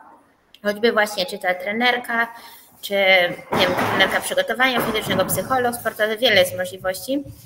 Ale to jest ciągle gdzieś tam obok. To trochę jak myśl lizaka za szybą i niby go masz, ale to nie jest to samo. Więc jeżeli to miałaby alternatywa tego, żeby grać, to myślę, że byłabym w tym raczej na pewno dość mocno nieszczęśliwa. Jasne, rozumiem. Raczej właśnie w kwestii bardziej takiej emerytury sportowej, a póki mogę, to też tak jak przy tym projekcie sukces, kiedy to jest tak naprawdę koniec, tak jak kiedy to jest sukces, to też kiedy to jest porażka. Nie ma gwarancji sukcesu w niczym w życiu, ale ludzie też zapominają, że nie ma też gwarancji porażki, bo co musi się stać, jaki turniej muszę przegrać, tak naprawdę co musi być, żeby to był koniec, żeby nie dało się więcej. Jeżeli czegoś nie umiem, to się tego nauczę. Jeżeli przegrywam, to wyciągam wnioski i pracuję dalej. Jeden mecz na przykład w Polsce, jak przegrałam na Pucharze Polski, to już schodząc z kortu od razu poprosiłam, czy mogę iść na kort treningowy sama, żeby trenować i mi wtedy powiedział dyrektor turnieju, że muszę chociaż coś zjeść, że ponad 3 godziny grałam mecz. Więc wzięłam po prostu talerz z makaronem i w drodze na kort treningowy idąc zjadłam, bo mi kazali. Ale poszłam od razu na powinna być jakaś przerwa na regenerację i zjedzenie. Ale nie chciałam, bo wiedziałam dokładnie czemu przegrałam. Ja wiedziałam dokładnie, co mi w tym meczu nie funkcjonowało i wzięłam moją partnerkę deblową i od razu po prostu poszłyśmy na kort, żeby trenować. Konkretnie powiedziałam, co mamy robić. Rozumiem, ale ja na twoim miejscu zrobiłbym, nie wiem, pół godziny przerwy albo godzinę ewentualnie. No, jak wygram szlema, obiecuję, tak godzinkę odpocznę. Dobrze, Natalia, będziemy niedługo kończyć wywiad, więc może jak masz jeszcze oczywiście ochotę, to jakieś parę słów może na koniec, może jakiegoś tematu nie poruszyliśmy, a ty chciałabyś jeszcze coś od siebie dorzucić, bo już 2 godzinki trwają. Przede wszystkim myślę, że najważniejsze jest to, żeby jednak zrozumieć, żeby tej presji też na mnie nie wywierać, bo bardzo się cieszę, że ludzie mnie tak wspierają, że gdzieś widzę ten odzew się na moich social mediach, to tak naprawdę z całego świata, więc to jest bardzo miłe, ale jednocześnie moja historia się dopiero zaczyna. Ja jestem tutaj dopiero parę miesięcy, ja dopiero zaczęłam trenować tak, jak powinnam tak naprawdę od początku. I oczywiście dalej uważam, tak jak mówiłam wcześniej, że nie ma rzeczy, o które nie mogę się nauczyć. Tym bardziej, jeżeli mam osoby wokół siebie na najwyższym poziomie i to i trenerów, i zawodników. W końcu mam warunki, mam możliwości i oby tylko móc tu być jak najdłużej, no to tak naprawdę nie jest nic, tylko z tego korzystać. Więc ja oczywiście dalej w to wierzę, cieszę się każdą chwilą, cieszę się drogą, tym bardziej, że widzę gdzieś tam już te efekty pierwsze i powoli ta moja historia zaczyna być moją przewagą. To, że mam tu inną perspektywę, to, że może łatwiej jest mi czasem w tych decydujących momentach w meczu, kiedy inni odpuszczają, właśnie grać mój najlepszy tenis. Kiedy wiem, że jest ciężko, że jest trudno, że są trudne warunki, bo tak naprawdę całe życie je miałam i przyzwyczaiłam się do tego, więc wiem, jak to jest, ale jednocześnie, tak jak też mówiłam wcześniej, ja wiem, czego chcę, wiem, co sobie wtedy na tej siłowni postanowiłam. Chcę być jedną z najlepszych na świecie i chcę do tego dążyć, ale jednocześnie też nie chcę nikogo przepraszać tylko za to, że mam te marzenia i że chcę do nich dążyć, że mam tą odwagę. Więc czy mi to się uda? No to mogę za te 20 lat odpowiedzieć, ale jednocześnie myślę, że warto wiedzieć, czego się chce, bo to zmienia to, ile się z siebie daje i to, że wiadomo, jak się pracuje, bo jeżeli chce się dojść w miejsce, gdzie dochodzi niewielu, to trzeba robić rzeczy, które robi też niewielu.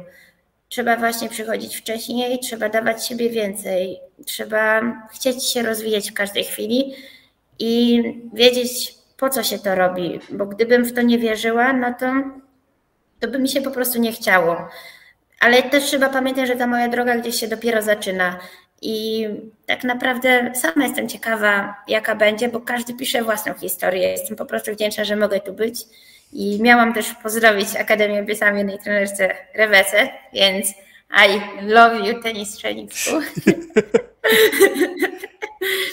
Ale no właśnie, warto po prostu cieszyć się tym, że macie takie możliwości, taką akademię, tą ścianę sławy i może gdzieś tam jednak znajdzie się lepsze miejsce niż za drzwiami za te 10 lat.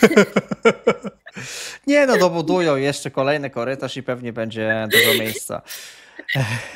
No cóż, no oczywiście pozostaje trzymać kciuki za dalszą karierę. Sama powiedziała, że przygoda dopiero się zaczyna, że jeszcze dużo przed tobą. 20 lat, tak jak wspomniałaś, to jest ogrom czasu potencjalnie i wierzymy, że będzie dobrze, bez oczywiście żadnych A mam wygórowanych też jeszcze oczekiwań, bo to konto twoje życie. w fundacji jednej, która też stara się mi pomóc i tam można mi przekazać 1,5%, bo te pieniądze, z tego co wiem, inaczej w podatkach i tak trafiają do państwa, więc raczej firmy na tym nie tracą, ale gdyby ktoś chciał mnie może wesprzeć, no to jest taka możliwość. Oczywiście, jednak. ja zachęcam może niekoniecznie do wspierania finansowego Natalii, chociaż to też jest miłe, ale jeżeli ktoś z Państwa jest zainteresowany, oczywiście możemy podesłać do profilu w mediach społecznościowych Natalii, żeby Ja również jestem Państwo... otwarta na każdą Tak.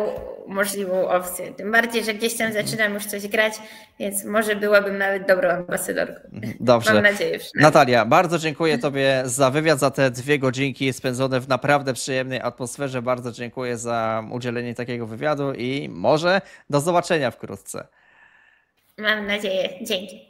A ja oczywiście zostawiam z Państwem na sam koniec do pozostawienia łapki w górę pod tym naprawdę ciekawym wywiadem na kanale Sportowa TV. Zachęcam również do pozostawienia subskrypcji i zachęcam, żeby również wspierać Natalię Lewczuk w mediach społecznościowych, ewentualnie, żeby również do Grodziska Mazowieckiego udać się w licu, żeby kibicować mojej dzisiejszej rozmówczyni. Dziękuję Państwu, do zobaczenia.